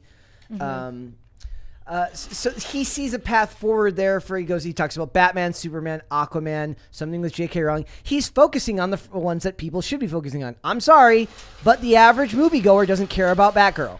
The comic book nerds care about Batgirl, but what does that was never going to be a theatrical release. But that's what I'm saying. They're getting away from the characters that don't warrant a theater release. Okay, but does Dumbledore warrant a theater release? Well, I don't even know what that. I would be interested. The next question I would ask him is, what do you mean by more movies with J.K. Rowling? Like, does that mean finishing out the Fantastic Beasts movies, or does that mean moving on to something else that's new, that's also extremely derivative, that courts an audience obsessed with inserting sexuality into children's entertainment? And we're at an age now where, because granted it would usually go to series where like you'll be forced to get some Ron Weasley spin-off of him or Hermione, or you get a Hermione spin-off, and it would be lame and nobody would care. But the original cast members aren't even willing to continue playing those characters anymore. Yeah. Because of J.K. Rowling's views. Yes. And then basically, we didn't even talk about. We never even covered that when. After Daniel Radcliffe recently was just trashing her again. Yeah, he threw her under the bus. He's like, not all people on the cast share her views. I love the idea that we assumed that. Anyone just tweeted out, I think that Daniel Radcliffe is transphobic because of this stuff that J.K. Rowling is saying. I bet they agree on everything. What? That's like thinking that all three of us agree on everything for being in the room together. Him giving the clarification is presupposing something that no one said. To be fair, like, how disrespectful to the person who created your whole career. Oh yeah, well yeah, like the only ones that defended him were the bad guys. And let's be Malfoy real, and that's funny. Malfoy and Ralph Fiennes, who played Voldemort, were like the only ones who supported her. A lot of the people who are like, oh, I don't want to have any sort of connection with J.K. Rowling because I've worked with her, but I don't feel this way. They probably do feel exactly that way because they have a brain in their head and they realize the things that she's saying are not transphobic. She's actually saying things that are pro-woman. I would bet that most of them don't even know, wouldn't be or able to they don't know or don't what care. she said. They're just scared of the mafia of alphabet people. So to me, for Dumbledore, a Dumbledore series was never going to work long term, given the way things are going now. What's going to happen next with the Harry Potter franchise that is actually compelling? I don't know. There's literally nothing you can do if you don't have the original cast. Yeah. And the last thing you did failed, and it was inserting sexual orientations into everything when it doesn't need to be there. It probably doesn't matter to J.K. Rowling. She's set. Yep. Like, she's done all her life work. She can chill with her feet up. All she needs to do is approve what they create. She doesn't even need to be involved in the creation of it or the writing. She's still writing her mystery novels. She's doing it because she likes it. There's a TV show based on that. I've never seen it. On the Robert Galbraith. She writes a mystery like spy thriller or something. I kind of want to read the one she most recently released about like it was like about a YouTuber. Yeah. Yep. What was that about? Got targeted by people for saying things that were not politically correct on their YouTube channel. Yeah.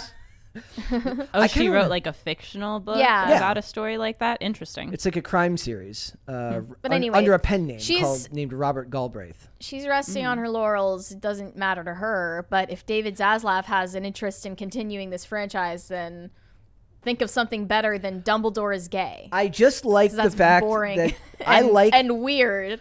I like the fact that David Zaslav seems to be focused exclusively on money, on wanting to make money, on finding things that will make money, because Disney seems to be focused on literally anything but making money right now. If he is focused on making money, the Harry Potter franchise or Fantastic Beasts, anything else you do with it, that doesn't seem to be the direction to go in. I feel like you can only make so many sequels before even the best stuff becomes unwatchable or not interesting anymore. Even the dedicated superfans are already like fatigued with watching them. The theme parks and the toys are where the money is made there. Yeah. So I would say no focus on theatrical releases in this franchise going forward. Like, it clearly failed.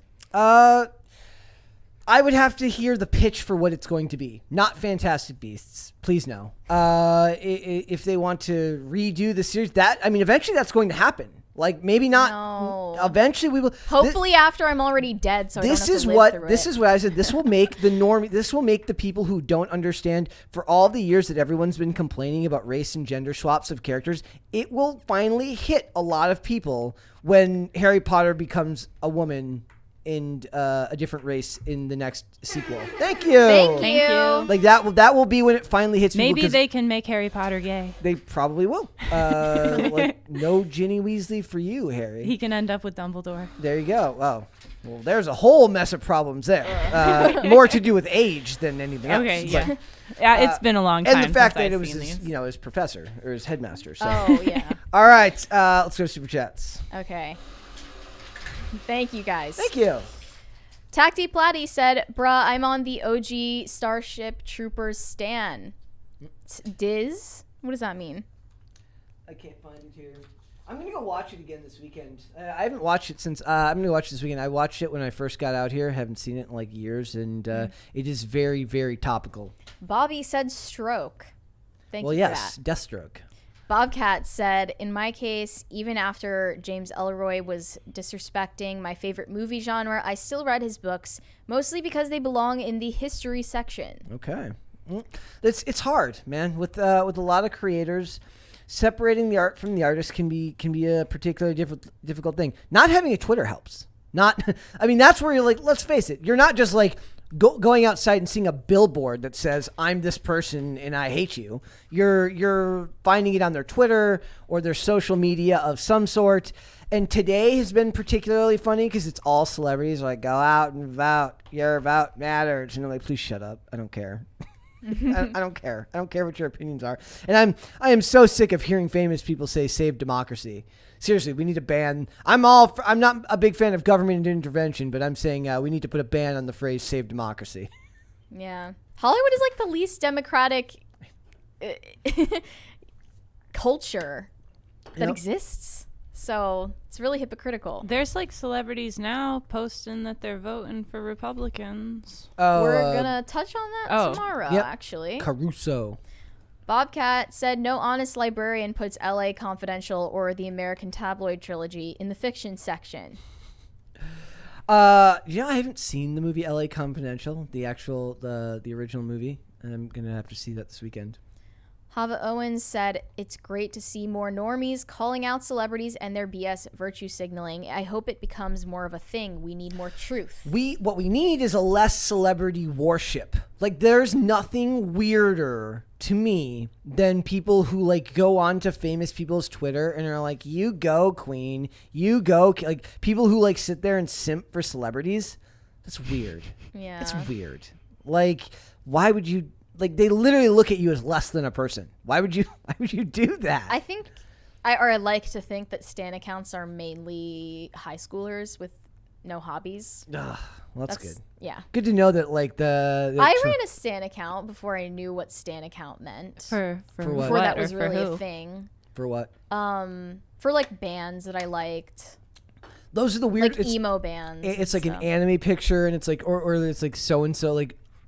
The weird ones are like they're all from Marvel characters. It's like E. Olsen, Scarlet Witch for life, and it's just the creepiest stuff ever. And it's like, or professional wrestling, like the famous female wrestlers have those types of accounts too, like where like it's just 900 million pictures of the same wrestler, and the person's like, oh my god, this so and so is such a goddess, and it's like whose life is like that, where they're just like, what are you at work? And you're just like posting pictures of Alexa Bliss 5,000 times a day because what, you like her mediocre wrestling? What?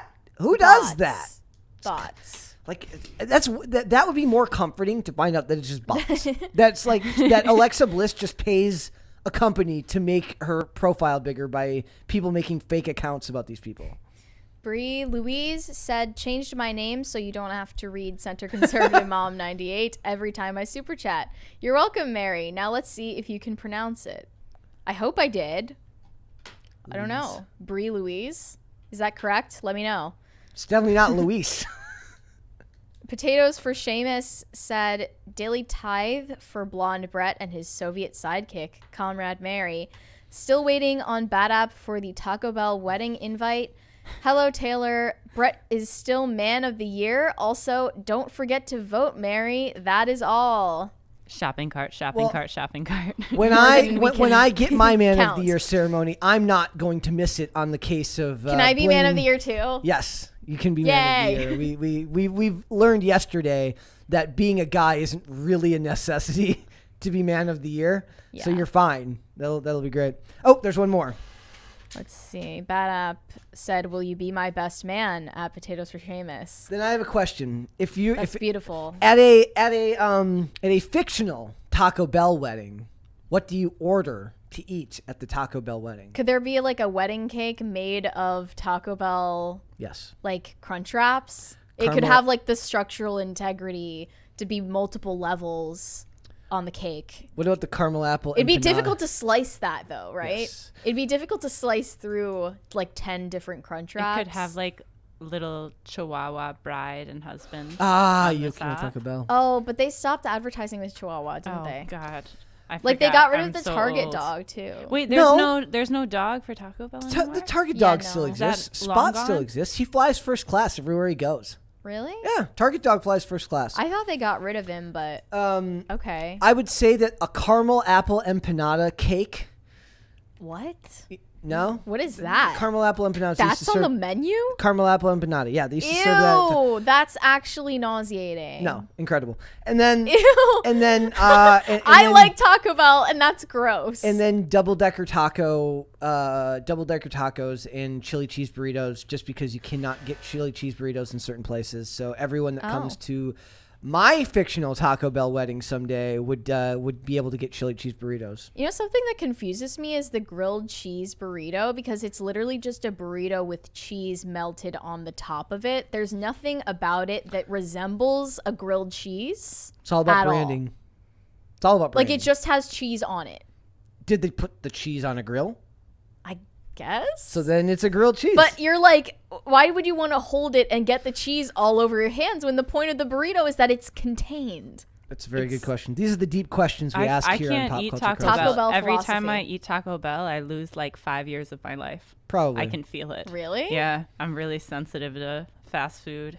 Oh, I feel like suppose. it's some of the least damaging fast food because it has like... You're young. It's one of the more vegan-friendly fast foods, Yeah. I think. White Castle, too, I've heard. If you order it vegan... There's no White Castle around where I grew up. It's a damn shame. I think there might be some over in like Detroit, but not Kalamazoo. Okay. Yeah. Like, I've heard that White Castle has a fairly good vegan... good vegan options. I don't know. I never knew that from my tenure as a vegan. I never had been to a White Castle I heard before. you got yelled at by vegans the other day on Twitter. They were literally ripping me apart on Twitter. Like, why? Because I'm an apostate. Like, I quote tweeted this video of one of these vegans who does like the mono meals and does raw veganism. Oh, I love that only. stuff. I did that for a long time. I did too. It didn't work out for me, but yeah, she showed like who was it? What I eat in a day. I have no idea who it was. Okay, but it was like this TikTok, and she eats like 9 bananas for breakfast that are wrapped in lettuce, which is weird. I love the romaine bananas. It's really good. Not everybody's into it, but that's actually a snack I enjoy. But keep going. I want to hear the rest. She had of this. like a huge amount of pears, and then like 5 oranges for lunch, and then for dinner she had like 3 potatoes with a head of romaine lettuce.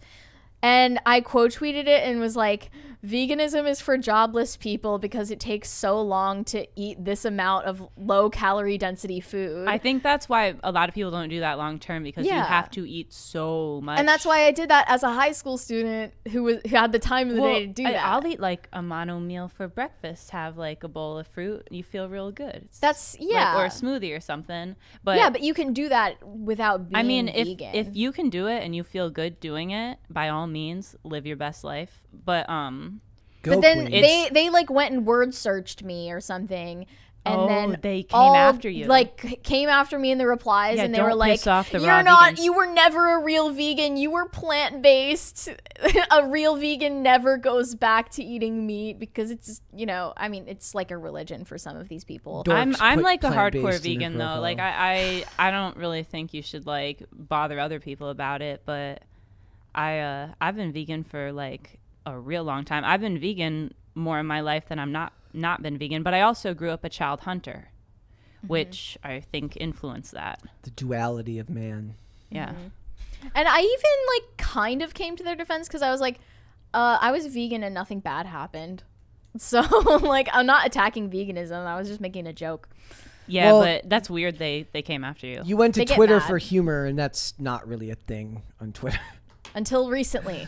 Can't do that. But also, I don't like when people like act like veganism and like wokeness are one of the same. For some people they are. For some because they think it's part of like intersectionality. But like for a lot of people, it's just like, I feel healthiest this way. This feels. But they're not talking about that. They're talking about the people that care. I've got a sensitive stomach. They're talking about the people who care enough about it to put it in their profile, and they talk about it. I've got the little vegan leaves in my profile. Do you talk about it at every chance you get? Oh yeah. No, I'm just kidding. Sometimes problem here. People ask about it sometimes, but I don't think it's like a taboo topic. But I also wouldn't like bring it up to somebody just for no reason. Well, that's what people. The people in my replies would. Yeah. Potatoes for Seamus said, "Bad app, I will." So we've got a fantastic wedding going. You've got a best man, but you don't have a bride, so that's going to be an issue. Bad app said, "You can have whatever taco cake you want, toots." Toots. I think technically you should spell toots with a Z. You think? Yes. I didn't know that. Toots.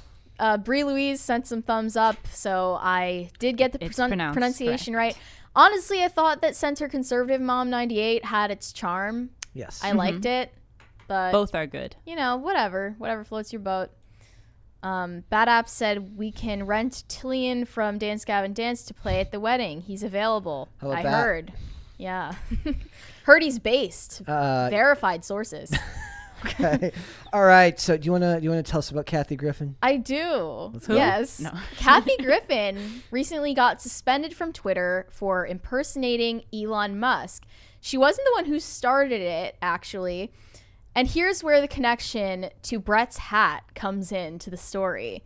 The first person I saw impersonating Elon Musk on Twitter was someone named Chris Clue, I believe it's pronounced. It was like Kluwe. Okay. And he is a former player for the NFL Vikings, and he got fired from the team because he's straight, by the way, but he is an outspoken gay rights activist, and back in 2014 he said he was fired for being outspoken in his support of same-sex marriage.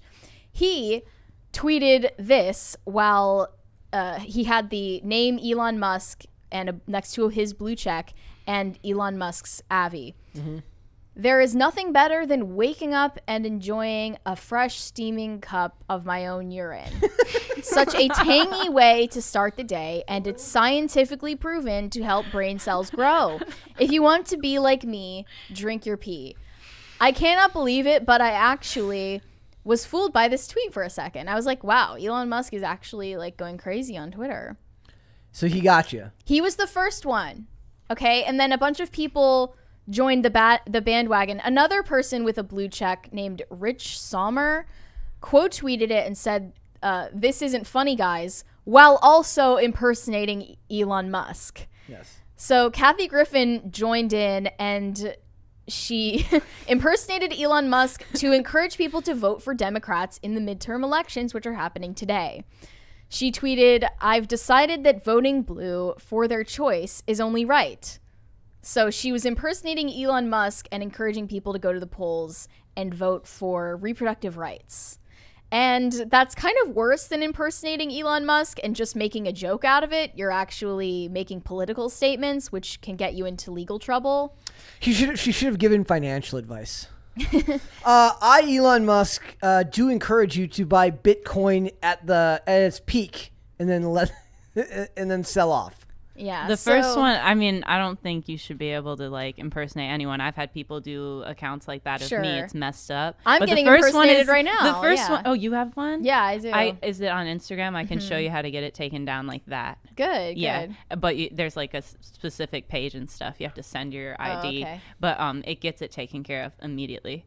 But the first one's kind of like harmless, just trolling the internet. But and Elon is all about trolling, so I thought he would appreciate it.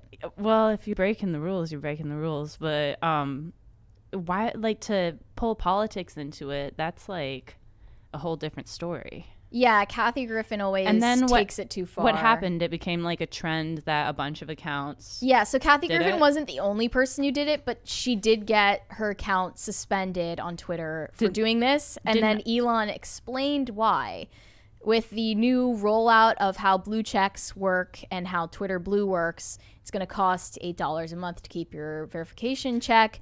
There have to be new policies when you violate impersonation, so you're not going to get a warning anymore. You're going to just get like instantly banned if you impersonate someone with your blue check. He said, going forward, any Twitter handles engaging in impersonation without clearly specifying parody will be permanently suspended. So what Kathy Griffin did, the ghoulish woman she is, she went and logged into her dead mother's Twitter account to evade the suspension. So ghoulish. And continue trolling and impersonating Elon Musk.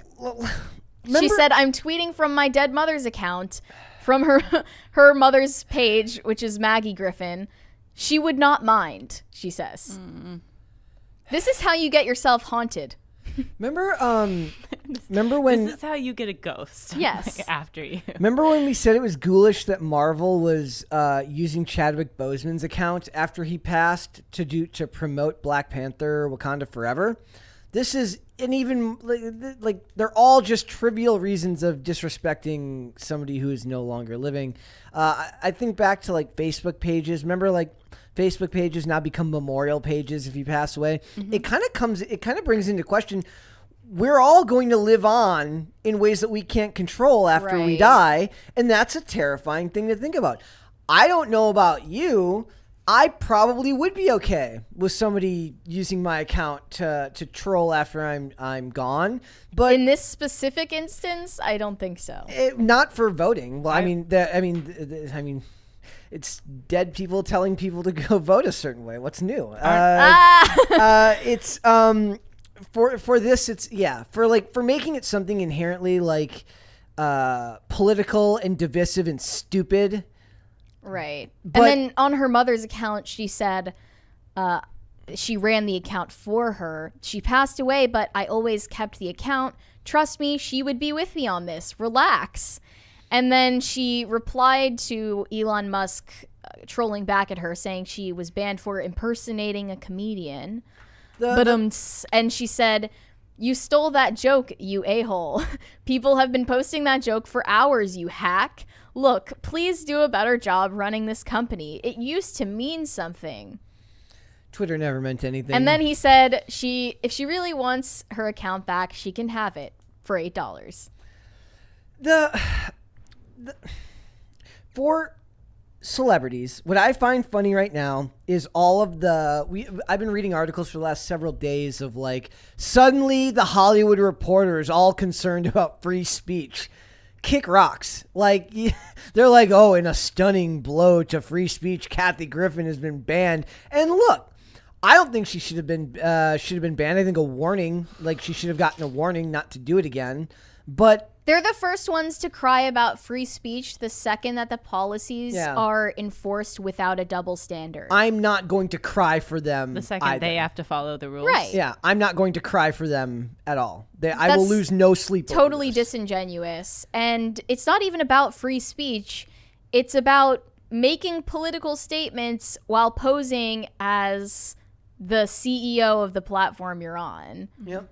Also, like, should there be a rule about posting from a dead person's account? I think so, but they've already done it, so it would be like, where would that fall? You would have to like follow the precedent that it's already commonplace. I mean, they've been posting from Chadwick Boseman's Twitter account. I don't think that's morally right, but they're doing it anyway, and no one's reacting. That should be on par with impersonation, though. Yeah, I like the idea of like this is a memorial account now if someone passes away. Make it inactive, like, or you maybe can't use it. If it's like a celebrity and a family member has to post to inform of, the news or something, maybe that's a little different. But when I don't like I got silenced here, I'm going to use my dead mom's account now. That's so ghoulish and creepy. When Christina Grimmie died, her parents turned her YouTube channel into a memorial of sorts where they would upload new content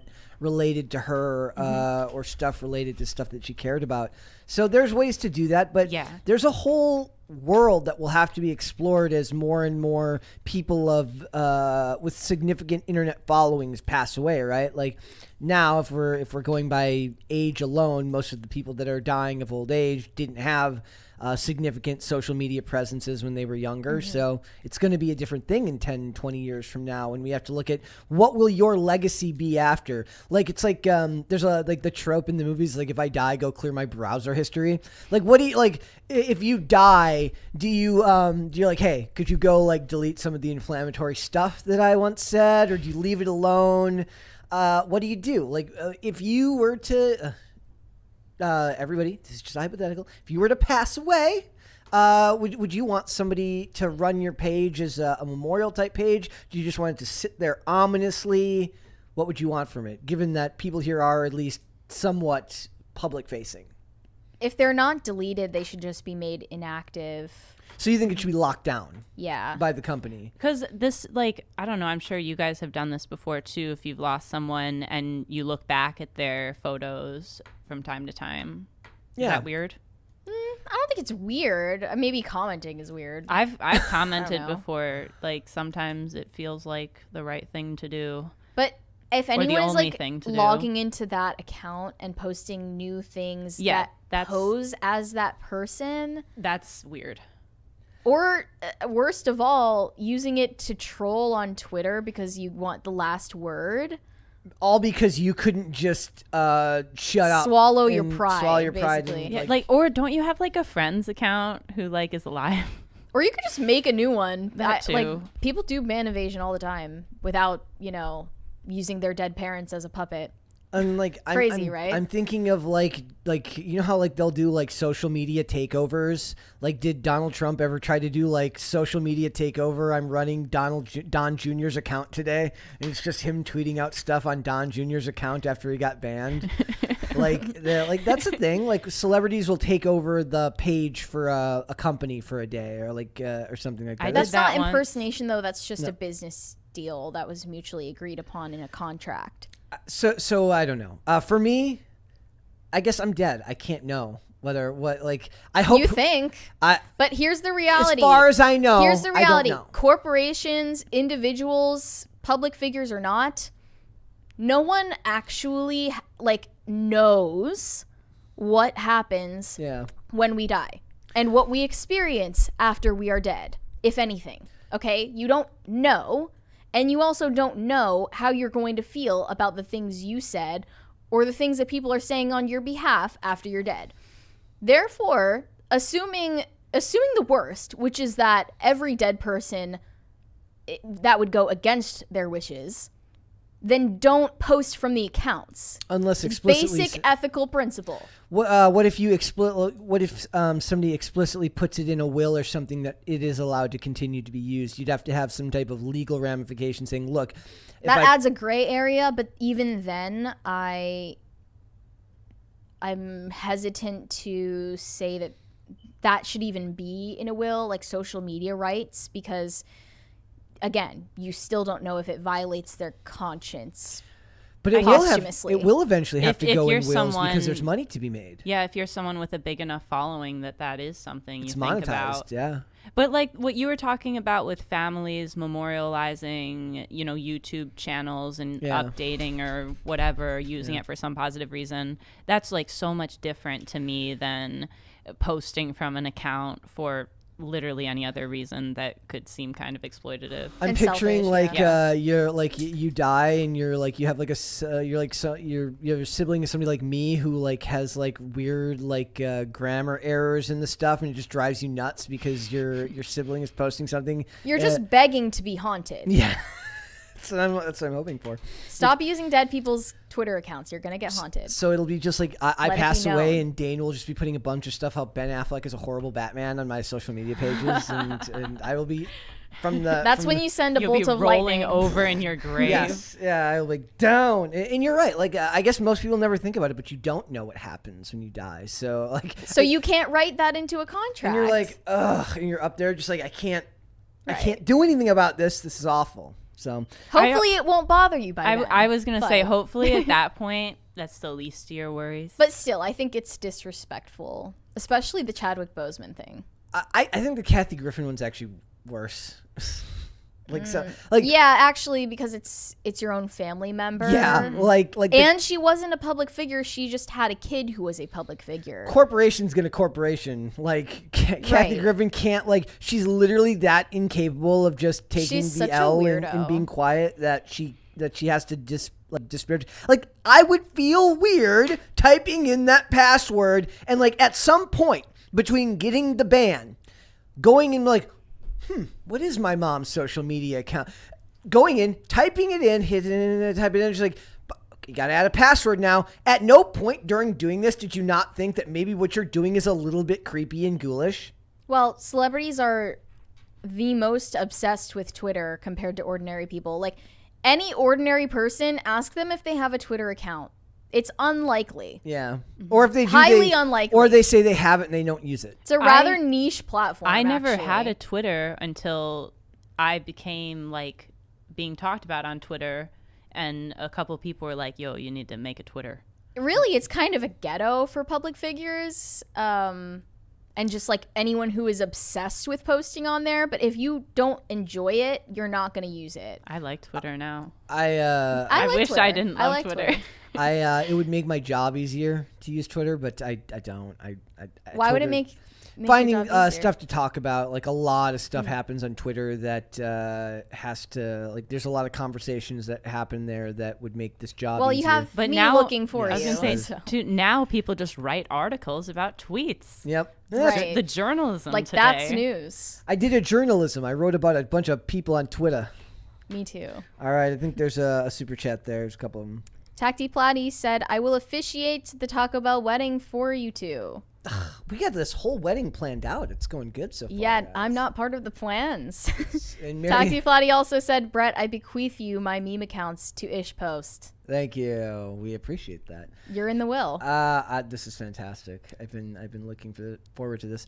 And then we got one more there. Touchy Subject says dibs on Dead Brett's trolling rights. And he said Kambata won? Technically, that can't be me because that is Brett with one T. And as far as I'm concerned, Brett with one T is almost as bad as Brent. And that's just not good at all. It should always be two T's. Maybe it's Brett with like less of an emphasis on the T part. Brett, not Brett. Brett. It's kind of like, do you know any Matts with the one T? No. It's like, that is funny. There's no mats with one no T. mats with one then T. you're like a bath mat. Yeah, well, that's just like that was in like there was an episode of a show, and I don't remember what show it was. We're talking like, Matt, missing a T there, buddy, and he just makes this really condescending joke. He's like, missing a T there, buddy. All right. 1,000-foot deep end said, I have a distant older uncle who, after his wife passed away, slowly changed her Facebook account into his own. Kind of weird, IMO, but whatever. What? LOL.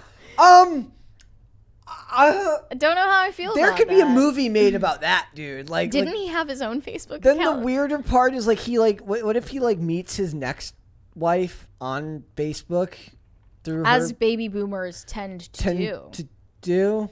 I don't know how I feel about that. What? Like, do people really? Well, that's the other thing. Old people use love it like Facebook. like a dating app. There's also old people. Remember joint accounts? That's a big thing. Like this is the John and Sarah Facebook account for like couples because like one of them cheated and they just don't trust the other one to have their own private account, so they have to have an account together. I didn't know that was a thing. I mean, I don't know if that's why, but that's what I always imagine. Whenever I see two people, especially if they're younger, like if they're old and they're like, I think one of my aunt and uncles have like a shared like family account, just right? so you can keep up with with the family. Yeah. But like if it's a young couple, I just imagine dude cheated and she's like, you're not having a Facebook page unless we both have access. And it's like, that's what I imagine that is. It's a whole bunch of trust issues. I didn't know that was even an option. I didn't either. I'm not on Facebook. Same. I have not been on Facebook in years and years and years. Yeah, I've deleted my accounts long ago. Mine just sits there because I started trying to delete it. I just gave up. I was like, it's too hard. Yeah. So mine just sits there. I'm sure people say perfectly awful things to me. Great. And I'm just, I get yourself off Facebook and social media. You'll be all the happier for it. All I really use is Instagram, and that's just for skating stuff and memes. And as minimal arguing, I don't argue with people on there.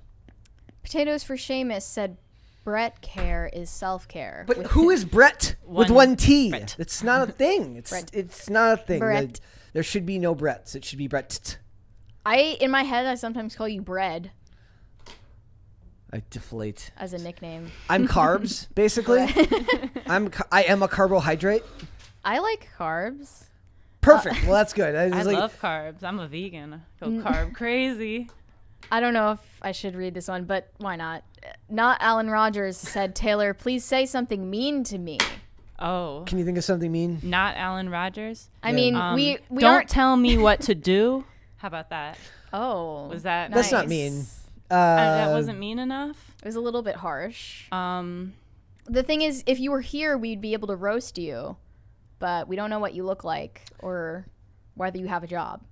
Also in the chat, Lovely Nightmare says comment. Bret Hart. Bret the Hitman Hart, the pro wrestler, only had one T, but Bret the Hitman Hart also was Canadian. I don't know how that correlates, but maybe they only have one T down there in Canada. Batman. He says meaner. In the chat, not Alan Rogers says meaner. All caps, meaner. What the? That's a little weird, dude. 1,000 Foot Deep End said, no, my uncle didn't have his own Facebook. Okay, I guess that makes a little more sense.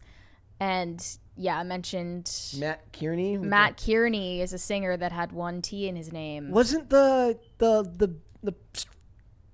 what? Saturday Night Live person Kearney as well?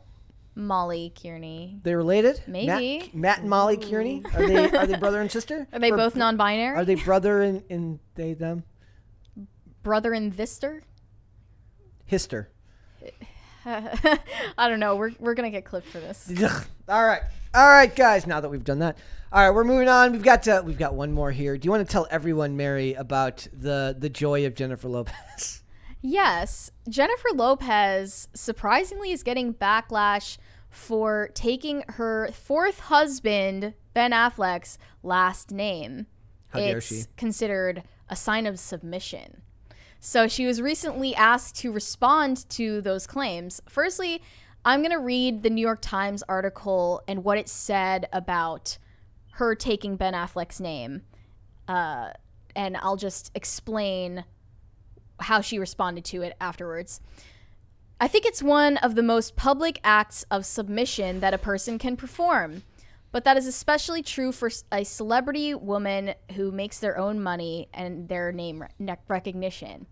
It certainly complicates the conversation about power in heterosexual marriages when you have two famous people and one adopts the other's name.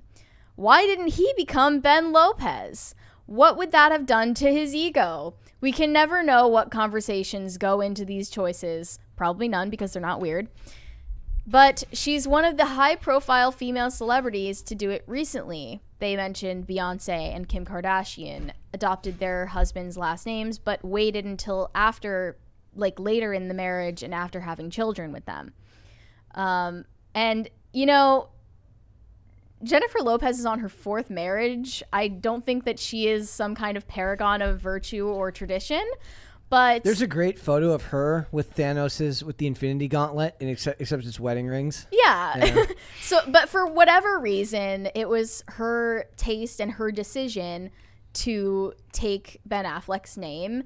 And I don't think that she should have been shamed for it at all. And I don't know why they placed this burden on her that she needed to make some kind of feminist statement with her personal life. This speaks more also to me with what I say a lot about these celebrities are all virtue signaling in the movies, and then they're never like that in the real world. So a lot of them will do the roles where they talk about women don't need to live up to men's ideals, get rid of the male gaze in movies, we don't need this, we don't need that. But then when they go to movie premieres, they're dressed to the nines in the most feminine clothing they can wear, looking like traditional, beautiful women. They push one thing in their media, and then they push a very different thing in their private lives or in their the stuff that's not being promoted. I always thought Jennifer Lopez was hypocritical in a similar way because she, of course, had the song Love Don't Cost a Thing, where she is trying to represent all women and saying, you know, I have my own money, I'm independent, and I'm just looking for companionship and not, you know, someone who's well off. Hypergamy don't cost. But she's one of the most hypergamous women that we've seen in the entertainment sector because she keeps moving from relationship to relationship. I feel like her and Ben Affleck are in uniquely similar places as far as their level of fame. And maybe I'm wrong. Maybe I just know Ben Affleck better. They also have history, so yeah, it makes more sense for them to settle down together. It feels like him in movies is similar to her in music. Mm-hmm. Does that make sense? Like his fame, where he's reached due to the roles that he's done, they've feels reached like their peaks, both, and they've like moved past that. To me, it's like silly that this is even an article. This would only be written in 2022. Like, who cares? Right. Like, women take their husbands' names every day. Like, what's the big deal? A lot of women do that proudly. Mm-hmm. So there's nothing wrong with it. She was shocked to hear that she got this backlash. Yeah. And she said, people are still going to call me Jennifer Lopez, but my legal name will be Mrs. Affleck because we're joined together. We're husband and wife. I'm proud of that. I don't think that's a problem. It's not traditional. It doesn't have any romance to it if he were to be Mr. Lopez. It feels like it's a power move. You know what I mean? I'm in control of my own life and feel empowered as a woman and as a person. I can understand that people have their feelings about it, and that's okay too.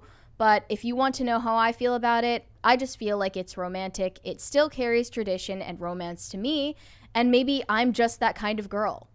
That's the thing. You're not allowed to be traditional in Hollywood anymore. Like she's not even that kind of girl. It doesn't hold that type of weight. I'm that kind of girl in my fourth marriage. Right.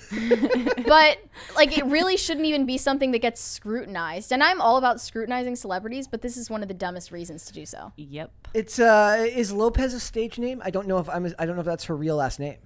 I always thought it was because they actually went out of their way to mention in the New York Times article that she is like high profile as Latina performer. Yeah. Even though she has very little knowledge of like speaking Spanish, her last name gave her that credit. So maybe that is her born last name. I thought hyphenating was like a big thing, right? Like there's a funny scene in Arrow when Felicity Smoke meets Oliver's his father-in-law, and he's like, Does your wife hyphenate? She seems like a lady who would hyphenate. Like that. Is that a derogatory term? No, it was not meant. It was supposed to denote that she would be like a powerful person. Where her first husband, who passed away, the Queen family, was obviously rich and successful. So she'd want to keep that name as well as take the name of her new husband. So even I think it should be whoever has the cooler last name. I say paper rock scissors. If someone has a truly objectionable last name, I say don't take it. Like Anthony Weiner. Sorry, if you married him, that's your last name now. By the way, isn't Huma Abedin? Speaking of which, isn't she? Sorry, I'm like 12. Isn't she dating? Who was she dating? Bradley Cooper. I don't know. Huma Abedin was dating Bradley Cooper recently. Maybe they're still together. You ever isn't it weird how like it's kind of a weird connection. I don't even know who that is. Who is that? I know she was with Anthony Weiner. Is. Oh, okay. The name thing carries less weight in Hollywood because most of them not most of them, but stage names are a thing. And well, also even in real life, there are a lot of women whose prior to marriage name or maiden name, whatever you call it, they continue to go by that and be known by that without that being their legal name, or they kind of take some time to switch it over because people know them. I remember there was a couple of like TikToks or something where it's like a woman who becomes a doctor goes by her maiden name as a doctor because, you know, she worked through her whole degree while still not married, and she takes pride in being Dr. whatever her maiden name was, rather than taking her husband's name in her professional life. So in her personal life, she goes by her in her personal life, she goes by her husband's name. Mm-hmm. In her professional life, she goes by her maiden name because that's the name she had when she got her degree. It means a different thing for ordinary people than it does for celebrities. The reason that a celebrity wouldn't take her husband's last name is just because of the rights that she has to things that are sold in her name. Yeah. That's it. Yeah, it's not some kind of feminist overture. It's about money. I also don't think it's like some big statement whether you want to take someone else's name, keep your name, hyphenated name. That's also personal. A lot of people really value tradition. Some people have really reasonable reasons to keep their name, like what you're saying. Like, what is the big deal? Why would you write an article about that? Yeah. Who is it? Taylor Lautner's wife's name is Taylor? Yeah, so she's Taylor Lautner. Yeah. That's kind of, you know. Kind of egotistical if you think about it. A little bit. But like I said, we live in a world now where everything, because we read into everything that we look at in the world now. As a tailor, I will say, every time I meet a tailor, I automatically am like cool with them. You're in the tailor club. Does that ring to you? Like you feel a certain level of personal connection to someone just because you share the name? Maybe a little bit. Interesting. Like, I have friends named Taylor. Okay. And you feel like you wouldn't be friends with them if they weren't named Taylor? I have friends named Taylor that I literally got to know better because it was like at the skate park, what's up, I'm Taylor. Oh, my name's Taylor. Then we start talking. Okay. That's never happened to me. You've never met a Mary you liked? No, I have not met someone and been like, my name is Mary, and then they say that too. Oh. Taylors are never like, that's my name too. That's why you see young Taylors marrying each other. People don't name their children Mary anymore. Is that true? Really? Yeah, like there was a very distinctive like plummet of people naming their babies Mary in 1965, and it's been going downhill ever since. Why? Probably the disintegration of the Catholic faith in the country. Probably. We'd have to look into that. It's very interesting because, like, to me, a lot of celebrities change their names for other reasons. Like, I was thinking back to when Chloe Bennett changed her name. Like, they talk about changing it because they wanted to make their name sound more American because of their profession. Chloe Bennett's legal name's Chloe Wang, and she made her name Bennett because she's like they said she'd get more work. And now, obviously, that's different. Like James Roday, the dude from Psych, his last name's Rodriguez, and he changed his name now to James Roday Rodriguez because now it's beneficial to have the full name. So it's names are a whole thing, and that's a big part of Hollywood because your branding is tied directly to your marketability, to your name. And once you get married, at least for women in our culture, that does change. So it's kind of an interesting thing to see. So, all right, we've got a couple of super chats there, and then. Touchy subject said voice recognition screwed me again. I would need to know what voice. How did it do so? He said something that made no sense. It was Kambata 1, and that is probably not what he said.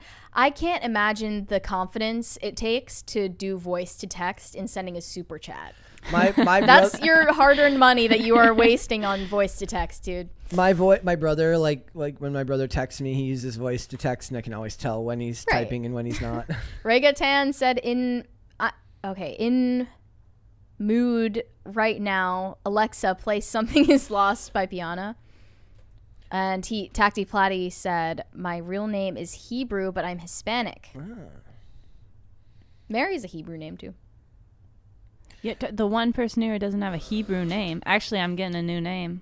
Ooh. A new first name or a new last name? A new first name from my passport. I don't want to talk about it yet, but there'll be an announcement eventually. No doxing on this podcast. That's all the super chats. No, there's one more, but there was no message with it. BR Cody sent $1. Yep. Thank you. So, guys, thank you so much. Thank you, everyone, today. Thank you so much. And Taylor, still Taylor. Thank you. For now. Now. No, it'll still be Taylor anyway. Oh, okay. But, let everyone know where they can find you. You can go leave me a hate comment on Instagram or Twitter. No, my Instagram is Taylor May Silverman. My Twitter is TM Silverman. And if you see any accounts impersonating me, report them. Perfect. Mary, where can they find and you? go vote. Oh, yes, go vote, guys. Don't vote. No, I'm kidding. Down with democracy, bro. You can find pictures of me on Instagram at Mary Archived, and you can read my inane thoughts or send me hate comments on Twitter, also at Mary Archived. Perfect. Guys, if you want to follow me, you can follow me on Instagram at Brett Desvik. We got one more super chat from Ray Gatan. Says, no one has the same name as me. It sounds like Game of Thrones. Oh, that's cool. So thank you. For the show, guys, Monday through Friday, 3 p.m. Eastern Standard Time. That is noon Pacific. If you want to listen rather than watch, we're on Amazon Music, Apple Podcasts, Pandora, and Spotify. Bad App has one more. Mary, do you want to read it? Bad App said, you melt my heart. It's a very Taco Bell reference. Isn't that adorable? That's going to be in your wedding before. vows at your fictional Taco Bell wedding. It will all be Taco Bell references. Incredible. Amazon Music, Apple Podcasts, Pandora, and Spotify. I was looking up the Spotify list the other day, guys. We are coming up on the 1-year anniversary of Pop Culture Crisis. We put up our first episode to listen on December 2nd. We are very excited that we have been doing this for almost a year now. Time flies when you're learning as you go and having fun. So thank you all for being with us on this incredible journey. We are also on social media, Twitter at PopCulture_show, Facebook and TikTok at Pop Culture Crisis, and on Instagram at Pop Culture Crisis Pod. We'll be back with another episode tomorrow. We'll see you then, guys. Bye. Later. Bye.